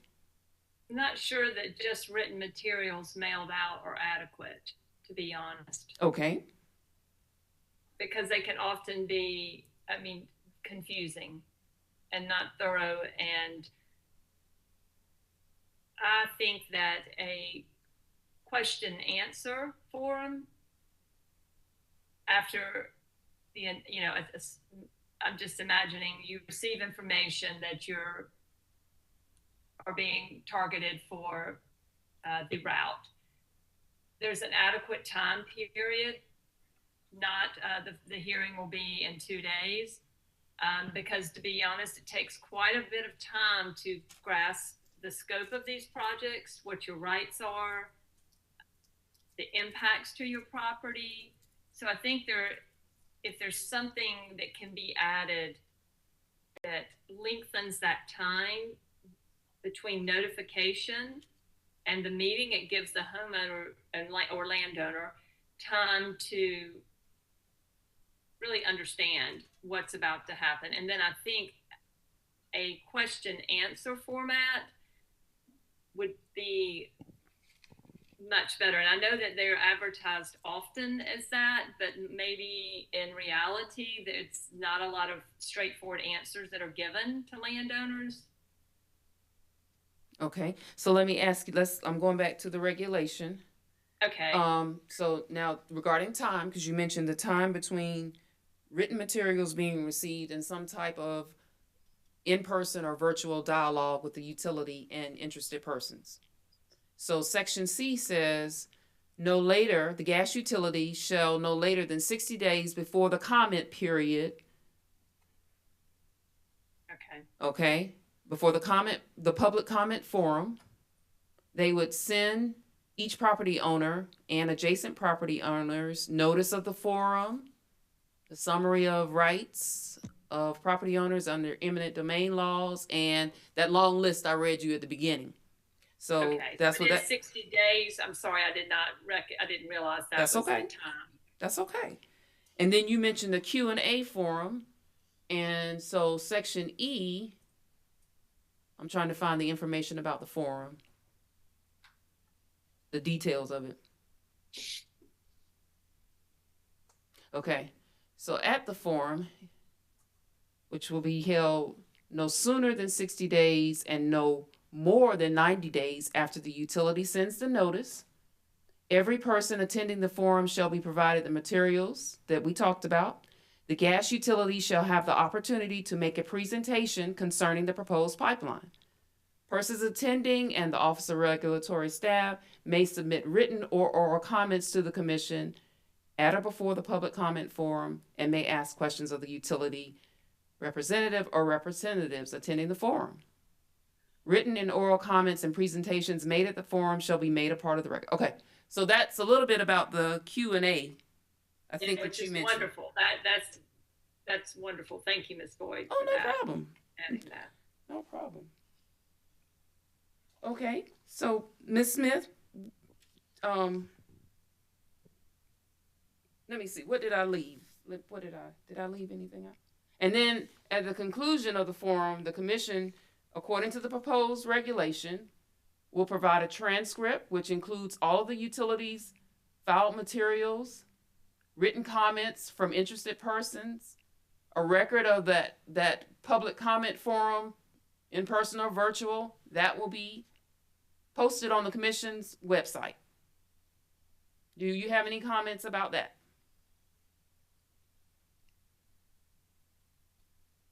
She's muted.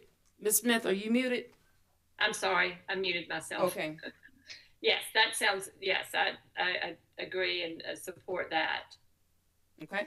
And there's some other, there are two more sections I want to read to see if you have any comments. All offers by the gas utility to purchase a landowner's property or an easement for the pipeline shall be set out in writing. The next section deals with confidentiality of documents. Confidentiality of documents will be determined by the Commission.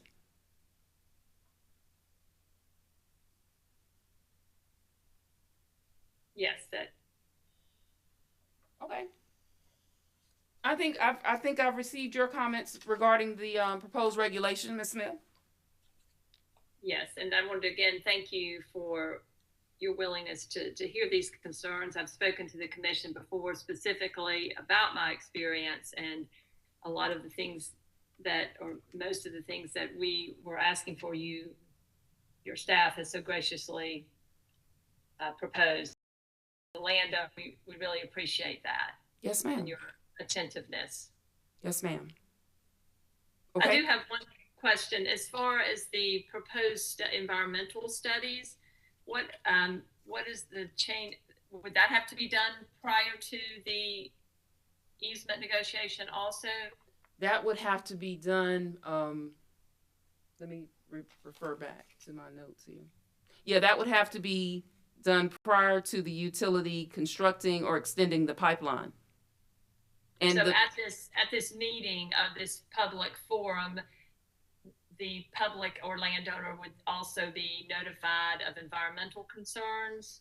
Okay, so that environmental study should be a part of the materials that are provided. So they would have that also. Okay, that's great. I'm double checking.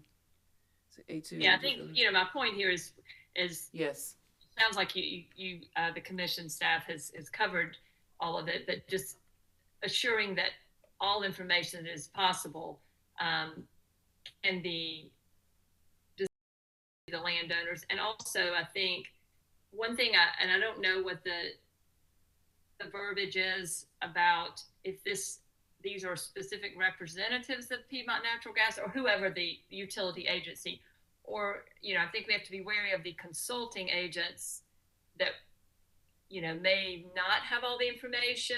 It's important, I think, to get information directly from the utility versus a consulting agency. That can be very problematic.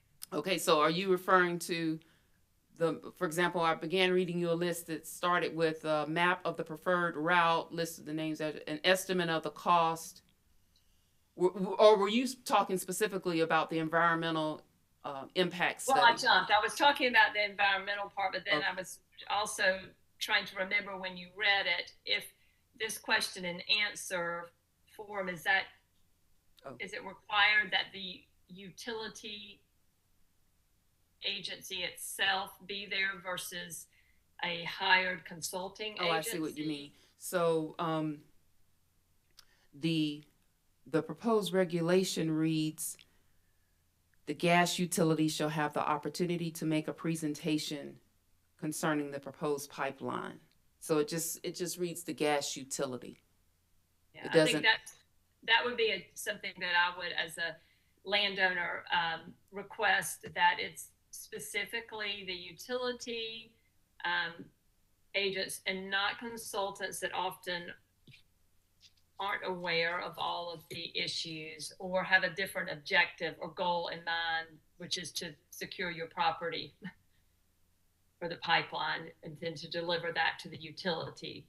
So I think that would be, if possible, would be important to have direct contact with the utility representatives and not to call the consulting agencies if they hire representatives.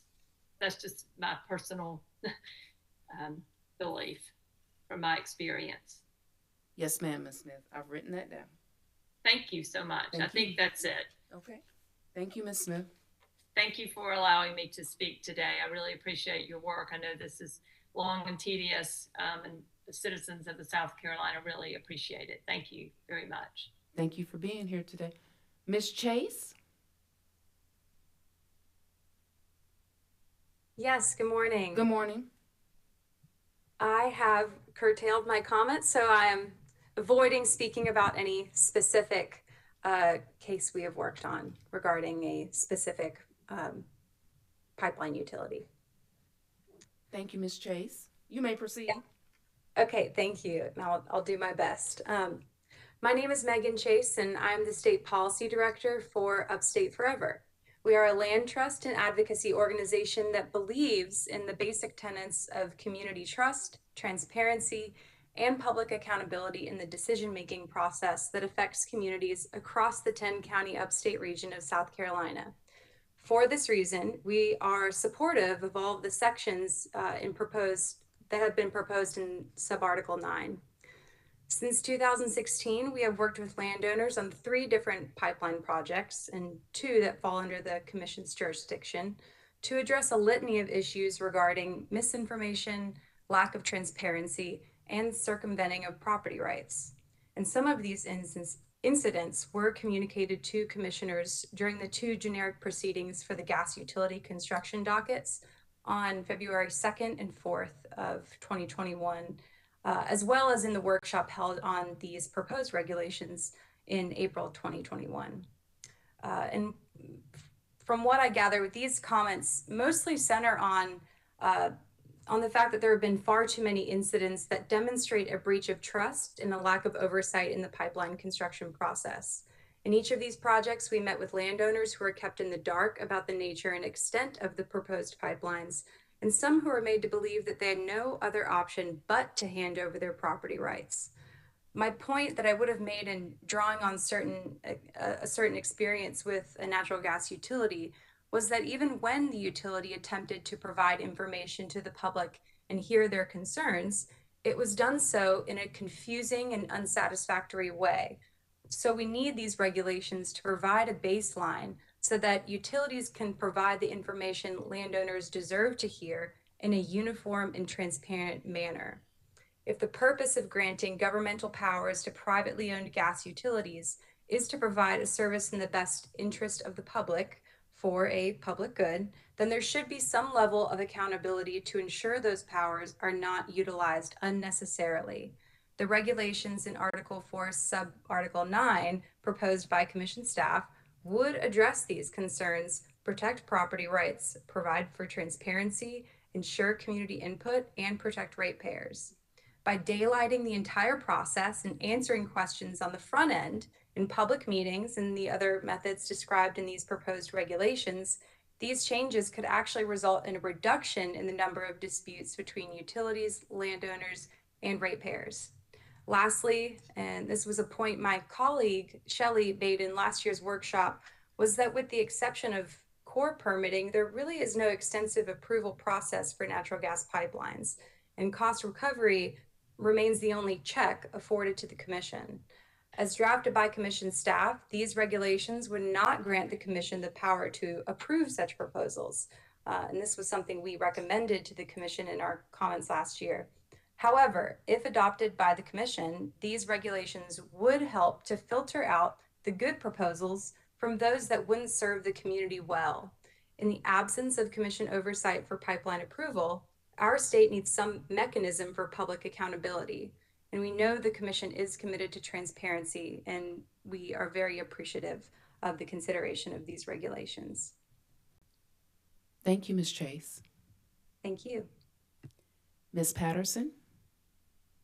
Hi, yes, thank you. And I wanted to thank you all as well for the steps that are being made.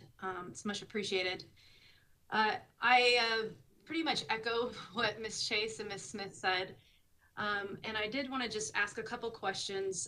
When there is notification that's sent out to landowners, if the notification could be formal and could contain a list of what the basic rights are of that landowner. I know so many of us who have been involved in these are completely lost and confused at what the law is, what we can do, who we can go to. The lack of transparency that's happened in the past is definitely led us to having to do all this research on our own and forming communities to help compare notes. So that's one comment.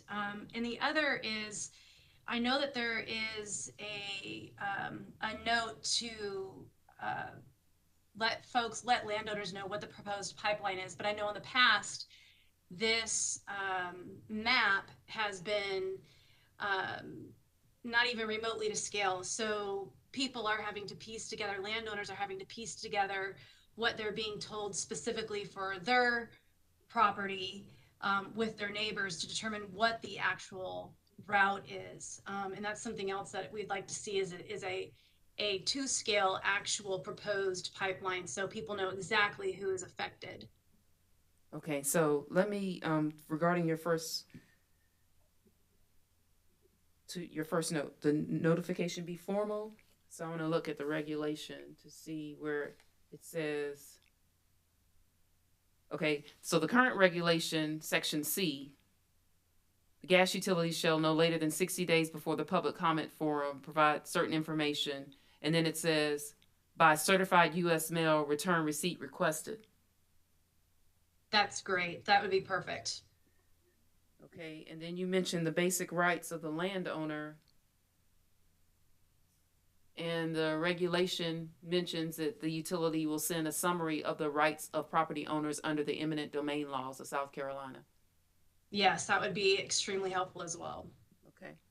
And then you mentioned the map. Right now it reads, prepare a map of the preferred route and any alternative routes for the proposed pipeline. So, but you mentioned to scale. Yes, the maps we've received in the past of the preferred and alternate routes They were so large scale that there was no way to know who exactly was affected unless they were somebody who received a letter in the mail. And then when inquiring to see with the utility companies, if you were actually affected, they would send out small snippets just for your specific parcel. So the community had to band together to piece these routes together to determine what it actually was, which of course is just to hide Okay, well what the actual route is. let me ask you this: when you say to scale, so I don't know the correct terminology that I want to use right now. If it's affecting residential property, then the map should reflect each parcel, show each parcel that is impacted as an example. Is that what you're talking about? Yes, ma'am. So if they're notifying the homeowners and the folks that are the landowners and the adjacent landowners, there's obviously a pretty specific route that they have in mind, and they can know exactly the route that pipeline is going to take and who would be affected. But previously, you get a highlighted color over an area that could cross 100 miles with no real knowledge of where exactly it would hit. So sufficient detail. Yes, please. Yes. Okay. All right. Were those your comments, Ms. Patterson? They were, and thank you for all you guys are doing and for your time today. Yes, ma'am. Thank you. Ms. Gibson?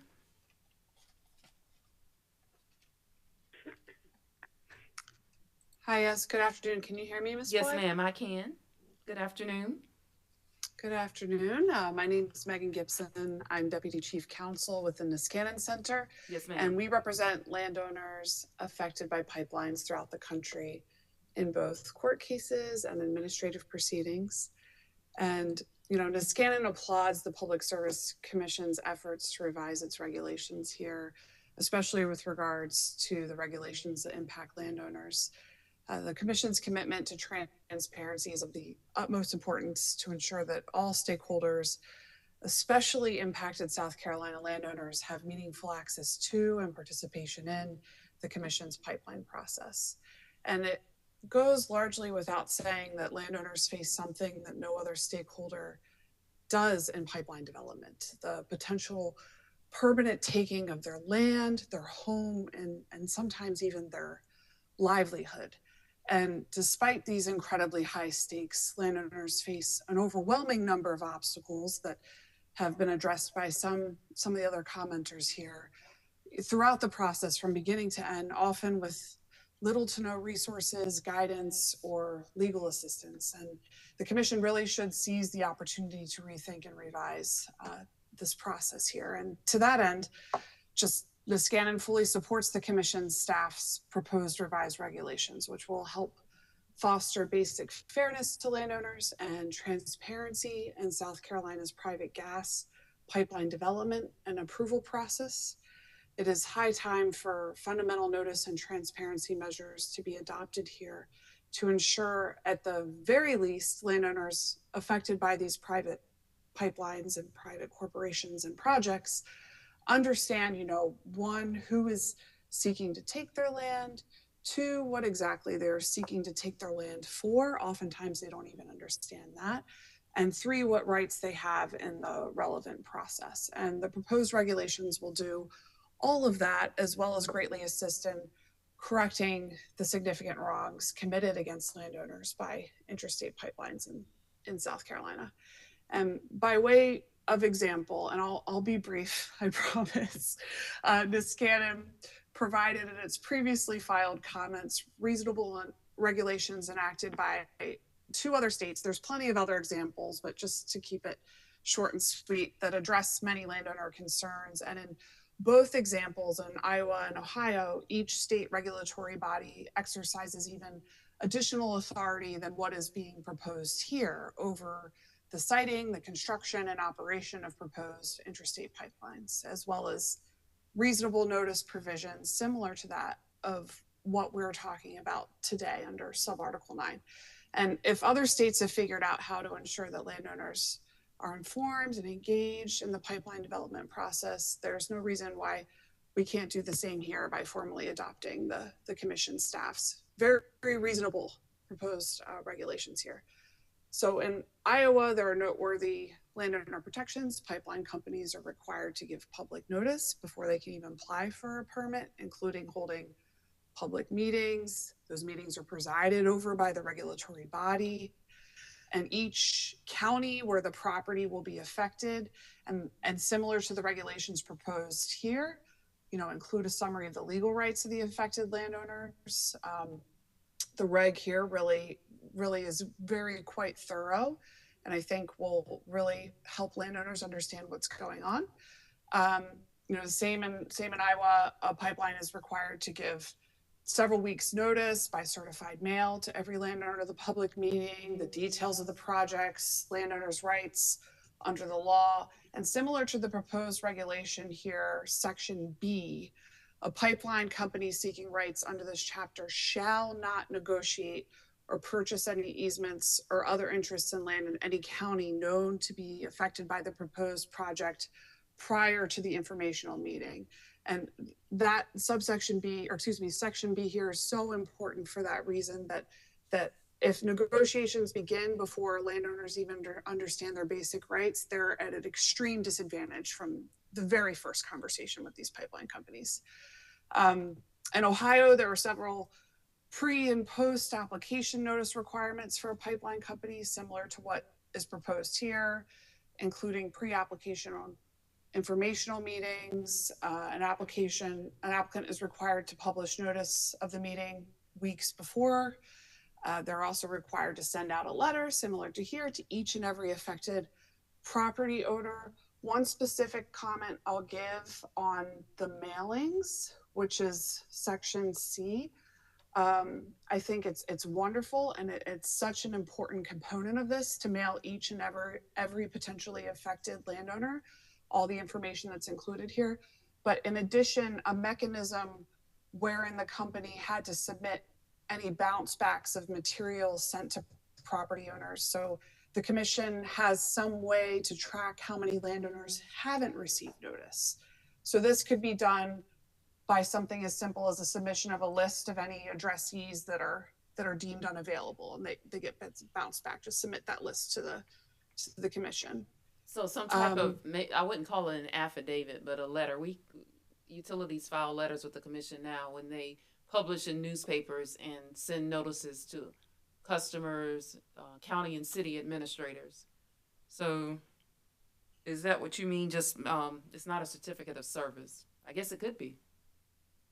Yeah, I mean, a notice letter or a letter, or it doesn't have to be a formal affidavit, but just something that says, the following landowners or addressees were deemed unavailable or were sent back to us. So the commission can quickly identify, by such and such a date, X amount of properties or property owners were deemed unavailable. Therefore, those property owners, whoever they are, wherever they are, clearly have not received notice of these proceedings. So it'll at least give you a number of how many folks are out there that most certainly have not received this information. Just one suggestion on how to potentially track that. But more or less in sum, the commission, we commend this effort and should seize this opportunity to adopt these proposed common sense regulatory provisions to address harms that, as one landowner put it quite simply, should not be happening in America. But thank you for your thoughtful consideration and serious eye towards transparency in these proceedings. And please do not hesitate to reach out to us directly with any questions or concerns. We're here to help. Thank you. Yes, ma'am. Thank you, Ms. Gibson. Ms. Hyman? Which Hyman? Teresa? Oh, y'all apologize. Yes, ma'am. I didn't realize there were two. Miss Teresa Hyman? Yes, I am present, and I have been listening quite attentively to these regulations that are going to be implemented or are in place or to be in place, because that would certainly alleviate some of the strife and concern as the approach of Dominion Energy towards getting this endeavor accomplished because there was a lack of information and great concern over the entire paperwork. So this will certainly present itself in a more in a manner that is not so hostile. And then the owners of the properties that it will affect can make a good decision regarding themselves, their land, and their families. And knowing their rights as far as this would certainly help. So I am looking forward to seeing these regulations and reading them thoroughly and seeing how it will affect my family and its land. You've not seen a copy of the proposed regulation, Ms. Hyman? No, I have not. Okay. Well, let me see. I've only seen some of the things that I've seen were in bits and pieces of what they were contemplating, and it was very vague. Okay. What the deal was. All right. So I wanted to know what the project entails in its entirety, and I wanted to know how it would affect the land, the environment, as well as the people in these communities, and that they failed to reveal in its entirety. Okay, so what commission staff will do, we have your email address, and so we will email you a copy of staff's proposed regulation, okay? Please. Yes, ma'am. Thank you. Thank you.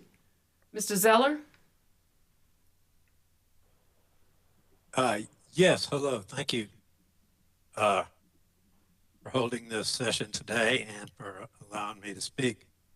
I have read sub-article 9, which is under discussion, and I believe change in the rules is long overdue in the state of South Carolina. It's been pointed out. Other states have even more comprehensive and environmentally beneficial and energy issue beneficial in other states. So it's a conservative measure, sub-article 9, to allow landowners who are subject to pipelines, either existing pipelines or proposed, or expansions.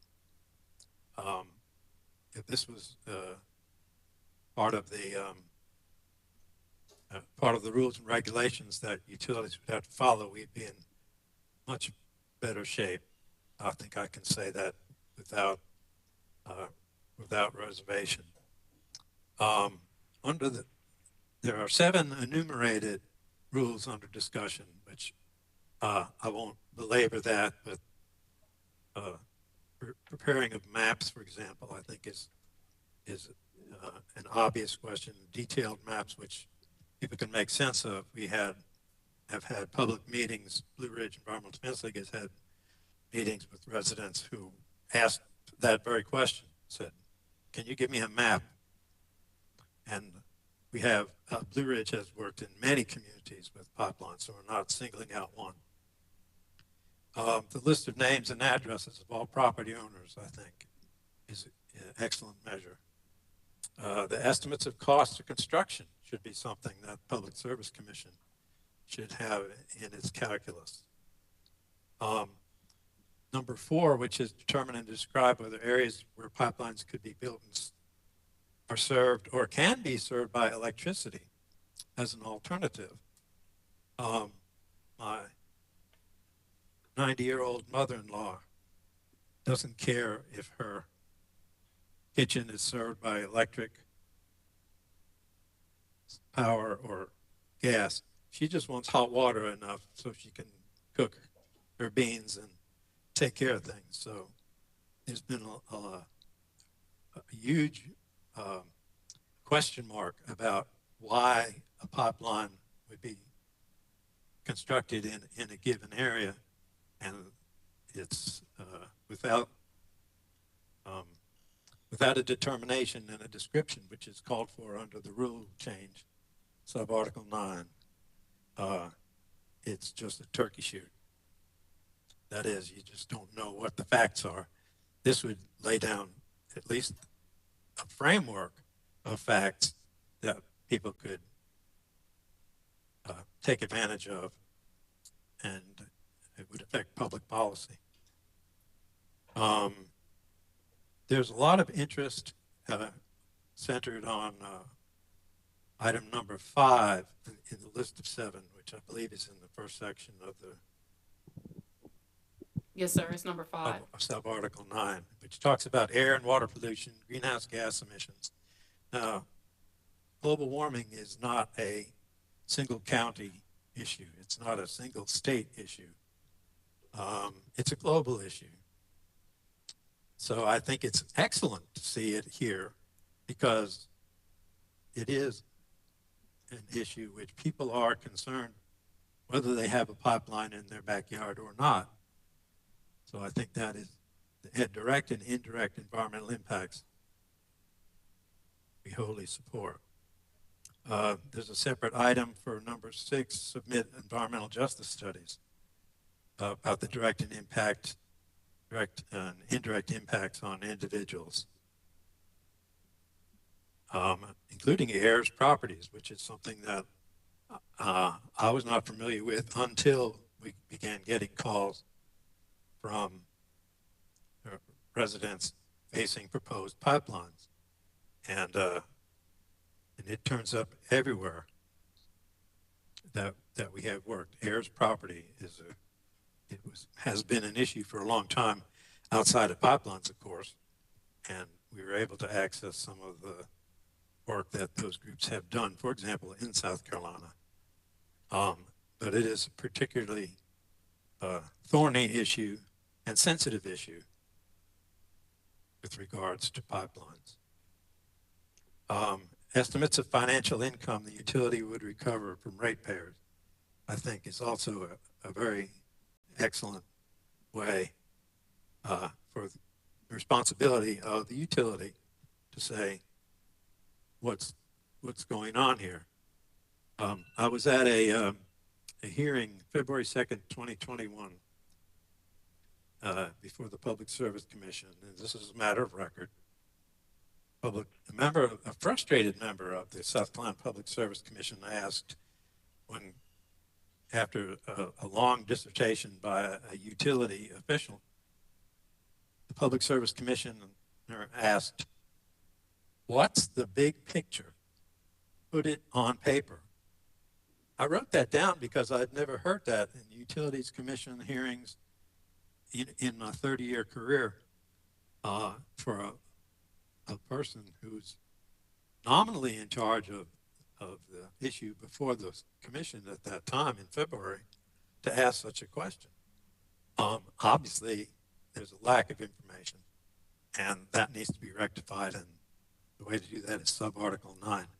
Under the rules, all information that we've outlined, others have outlined as well, must be submitted to the Public Service Commission before the utility companies approach landowners under eminent domain and other issues.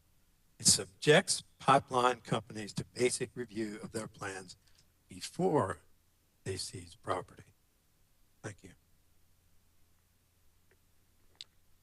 I would add there are people who are unable to join here today. I had some difficulty myself. I had to manually log on to the website system, which was information that the commission staff have provided, which I appreciated, but the automatic buttons were not useful in my case. And I just talked to the executive director of Blue Ridge, and she's unable to gain access today, and there are other people I know that intended to. So I just flag that.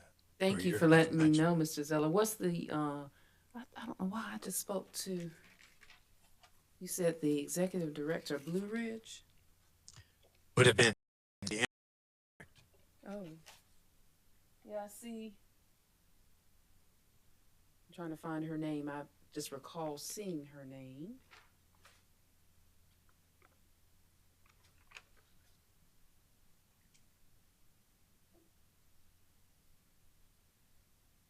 Oh, yes, she's at the top here.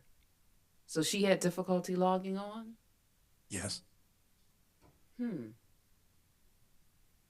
Well, we do have a telephone number if she wants to speak that way. We'll probably have to do it after the break. I know our court reporter, I'm gonna cover the next two. Is that okay, Ms. Joe? We'll do two more and then we can provide. Sign of the times. Yes, sir, but we can provide, we're gonna take a break after Mr. Utley and Reverend Robinson, and then perhaps Ms. Andrews can call. There is a number she can call. Very good. Okay. I'm sorry to break in. This is Jane Lee Hicks. I was struggling with Kathy to get online. I finally got a direct WebEx link from someone in your office. Okay. And that one worked to get me in. So if you have her email, okay, if you would send her one directly. Yes. To her email, kandrews@brettle.org. Okay. She might, and with the phone number, because her internet is not stable. Okay. We'll do that. We'll get back to her after the break. Thank you, Mr. Zeller, for letting us know. Thank you. Mr. Zeller, does that complete your comments? Say again, I'm sorry. Are you finished with your comments? Yes, ma'am, I Okay. am. Thank you very much. Thank you. Mr. Utley? Yes, thank you for having this meeting today and an opening opportunity for us to speak.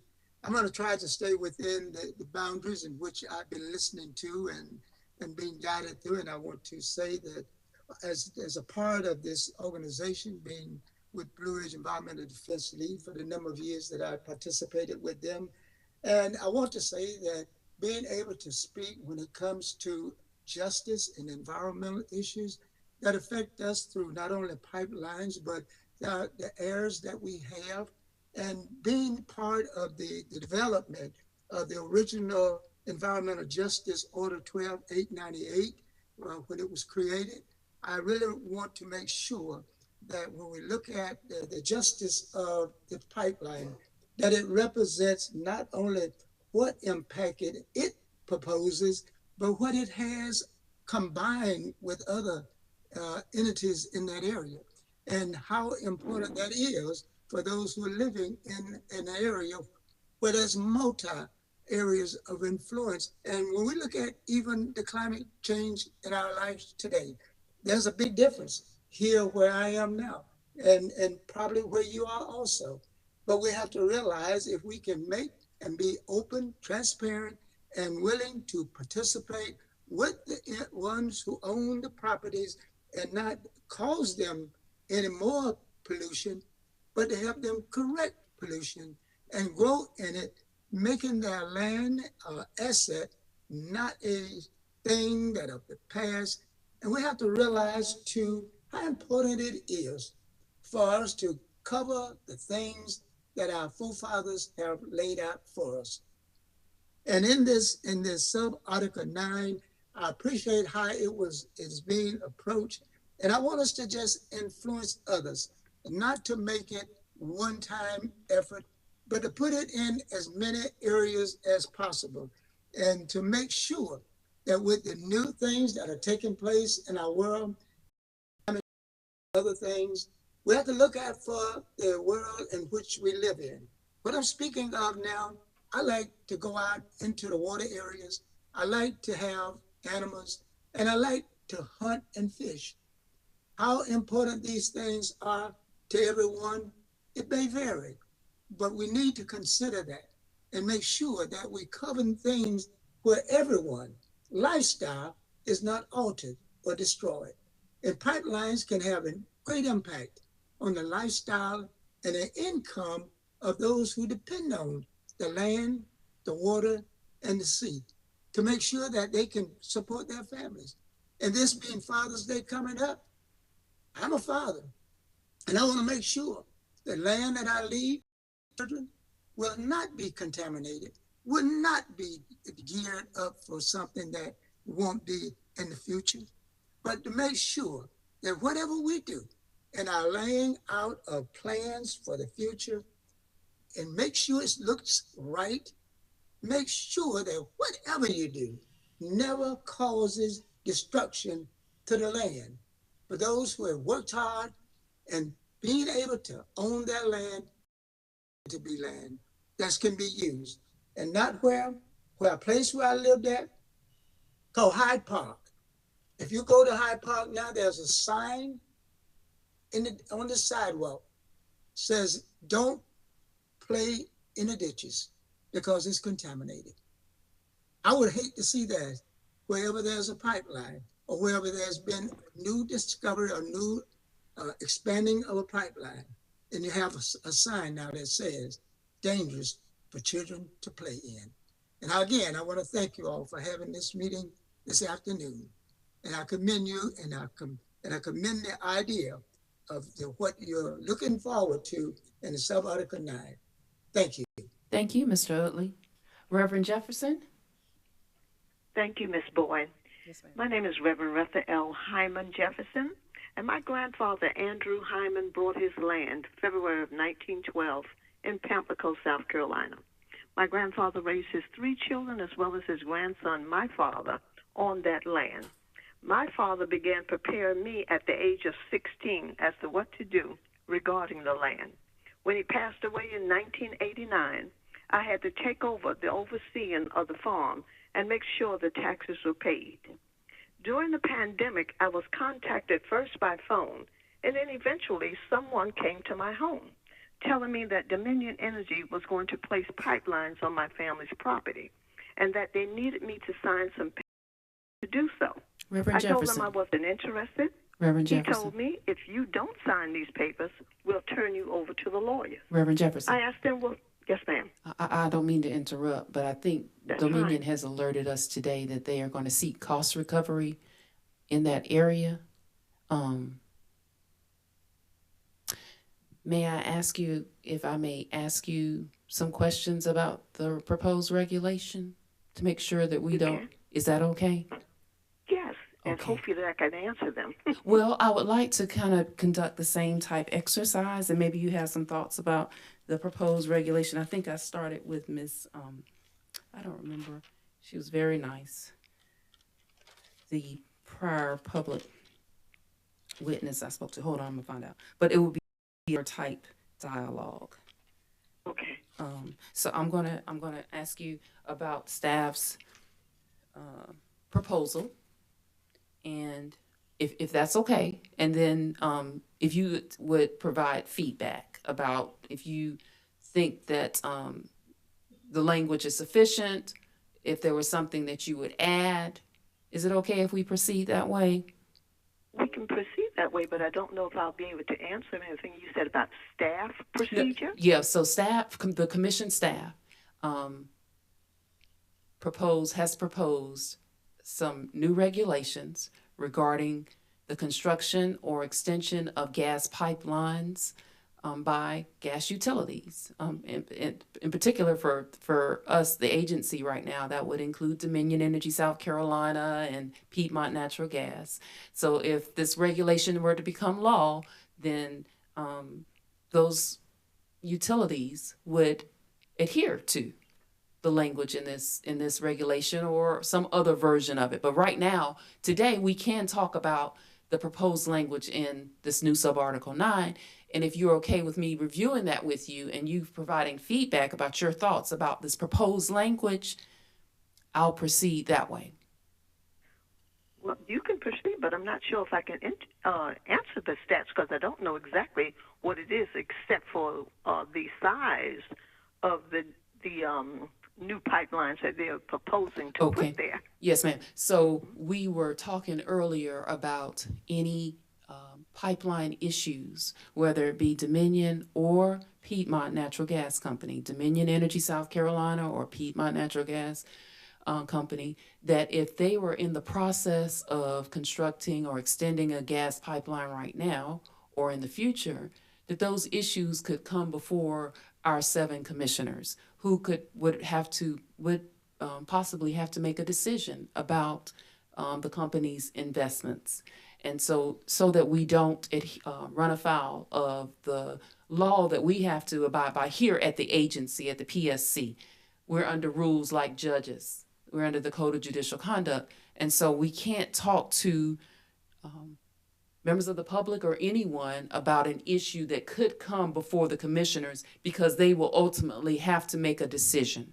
But what we can talk about today, and I think it's still perhaps relevant to what you want to talk about, but on a more general level, would be the procedure perhaps by which a utility would follow if they decide to extend or construct a gas pipeline. So that's what, and I can tell you what it says and then see if you have any thoughts. Okay. Okay. All right. So this regulation, basically the title of it says new pipelines, construction and or extension of pipelines. And it says if a gas utility intends to construct or extend a pipeline into an area where it does not currently have a pipeline, or if it intends to construct or extend another pipeline where it does have a pipeline, then the utility has to prepare certain information. Okay? This information includes a map of the preferred route or alternative route for the proposed pipeline. They also have to prepare a list of the names and addresses of each property owner through whose property the preferred route or any alternative routes would be constructed. The next section says the gas utility has to prepare an estimate of the cost of the construction of the pipeline, the proposed pipeline, through the route or routes with as much detail as possible at the time. The proposal also includes the gas utility determining and describing whether the area where the proposed pipeline would be built is served or can be served by electricity, and whether electricity is providing or can provide the service that would be provided by the proposed pipeline. More information that's required includes a study of the environmental impact of the proposed pipeline. The utility would also have to conduct and prepare an environmental justice study, which would include direct and impact on certain individuals in certain communities. And the utility would also prepare an estimate of the amount the utility would seek to recover from ratepayers as a result of this construction or extension. So that part of the regulation, do you have any comments on? This is something that the commission staff is proposing regarding the new extension of an existing pipeline or construction of a new one, gas pipeline. The only comment I would have is that they send you the map saying they're going to take 10 feet of your property, and then they include that they would need an additional 25 feet for workspace. And then we don't know what will happen when they put these pumping stations out there. What would that do to the environment? What would it do to the people? And how much noise would this create? Okay. And then they don't tell you how. I know these things are going to have to run 24 hours and at least 7 days a week. But what about the danger or the risk? Okay. That these pipelines, that they could explode. Okay. And the contamination. That's my concern. Yes, ma'am. So let me ask you about this. The proposed regulation also includes an event that's called a public comment forum. Okay. Basically, at that forum, the utility would be given the opportunity to make a presentation concerning the proposed pipeline.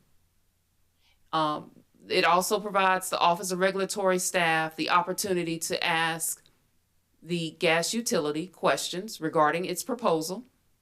Now, prior to, because the forum, Reverend Jefferson, would not be held, it would be held at the earliest no more than 60 days no less than 60 days, excuse me, no less than 60 days after the customer receives, not the customer, the affected property owners receive notice.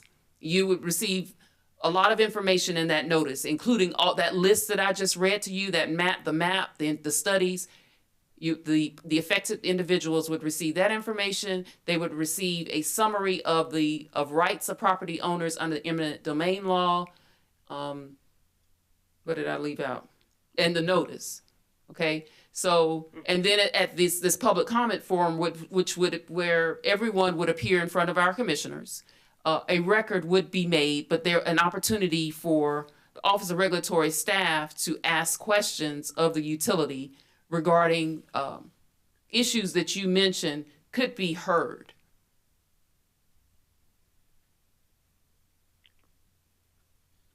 And you say this will be held within 60 days? Would I be able to speak? Would you be able to speak? Let me see about the public. I think there is a section about the public speaking. I want to read it to you at this forum. Mm-hmm.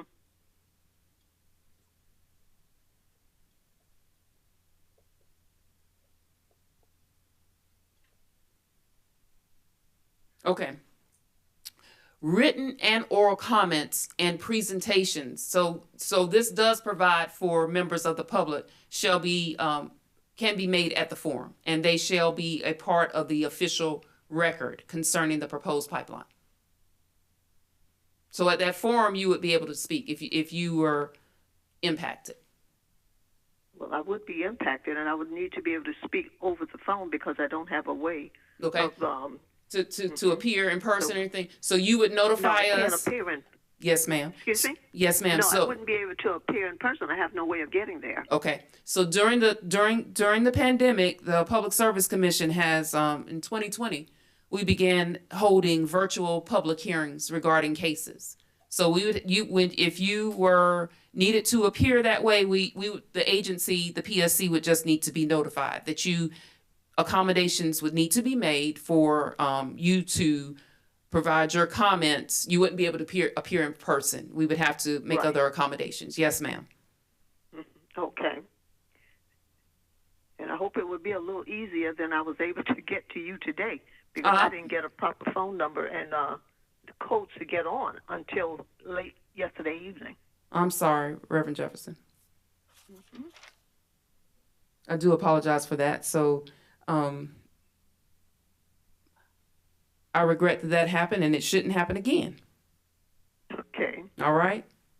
I don't know what. Tell me this though, so I have a little more insight because I wasn't aware. So you received the request yesterday, and so when you tried I've been calling every day. They were supposed to call me within 2 days of this forum, and I was calling since Monday because they weren't able to give me any numbers until yesterday afternoon.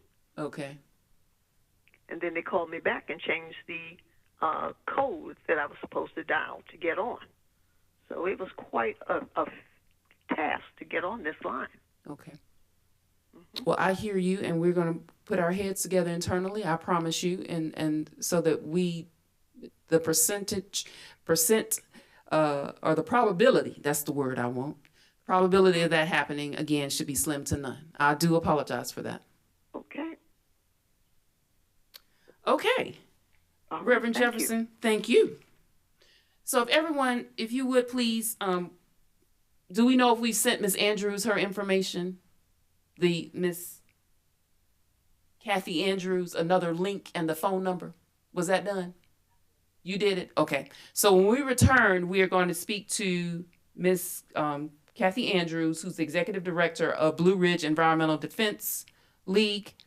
And then I'll proceed. We'll go back to you, Mr. Anselmo and Mr. Burgess, if that's okay. Okay. Thank you. Okay, so how much time? Let's return, please, at 1:05. Thank you.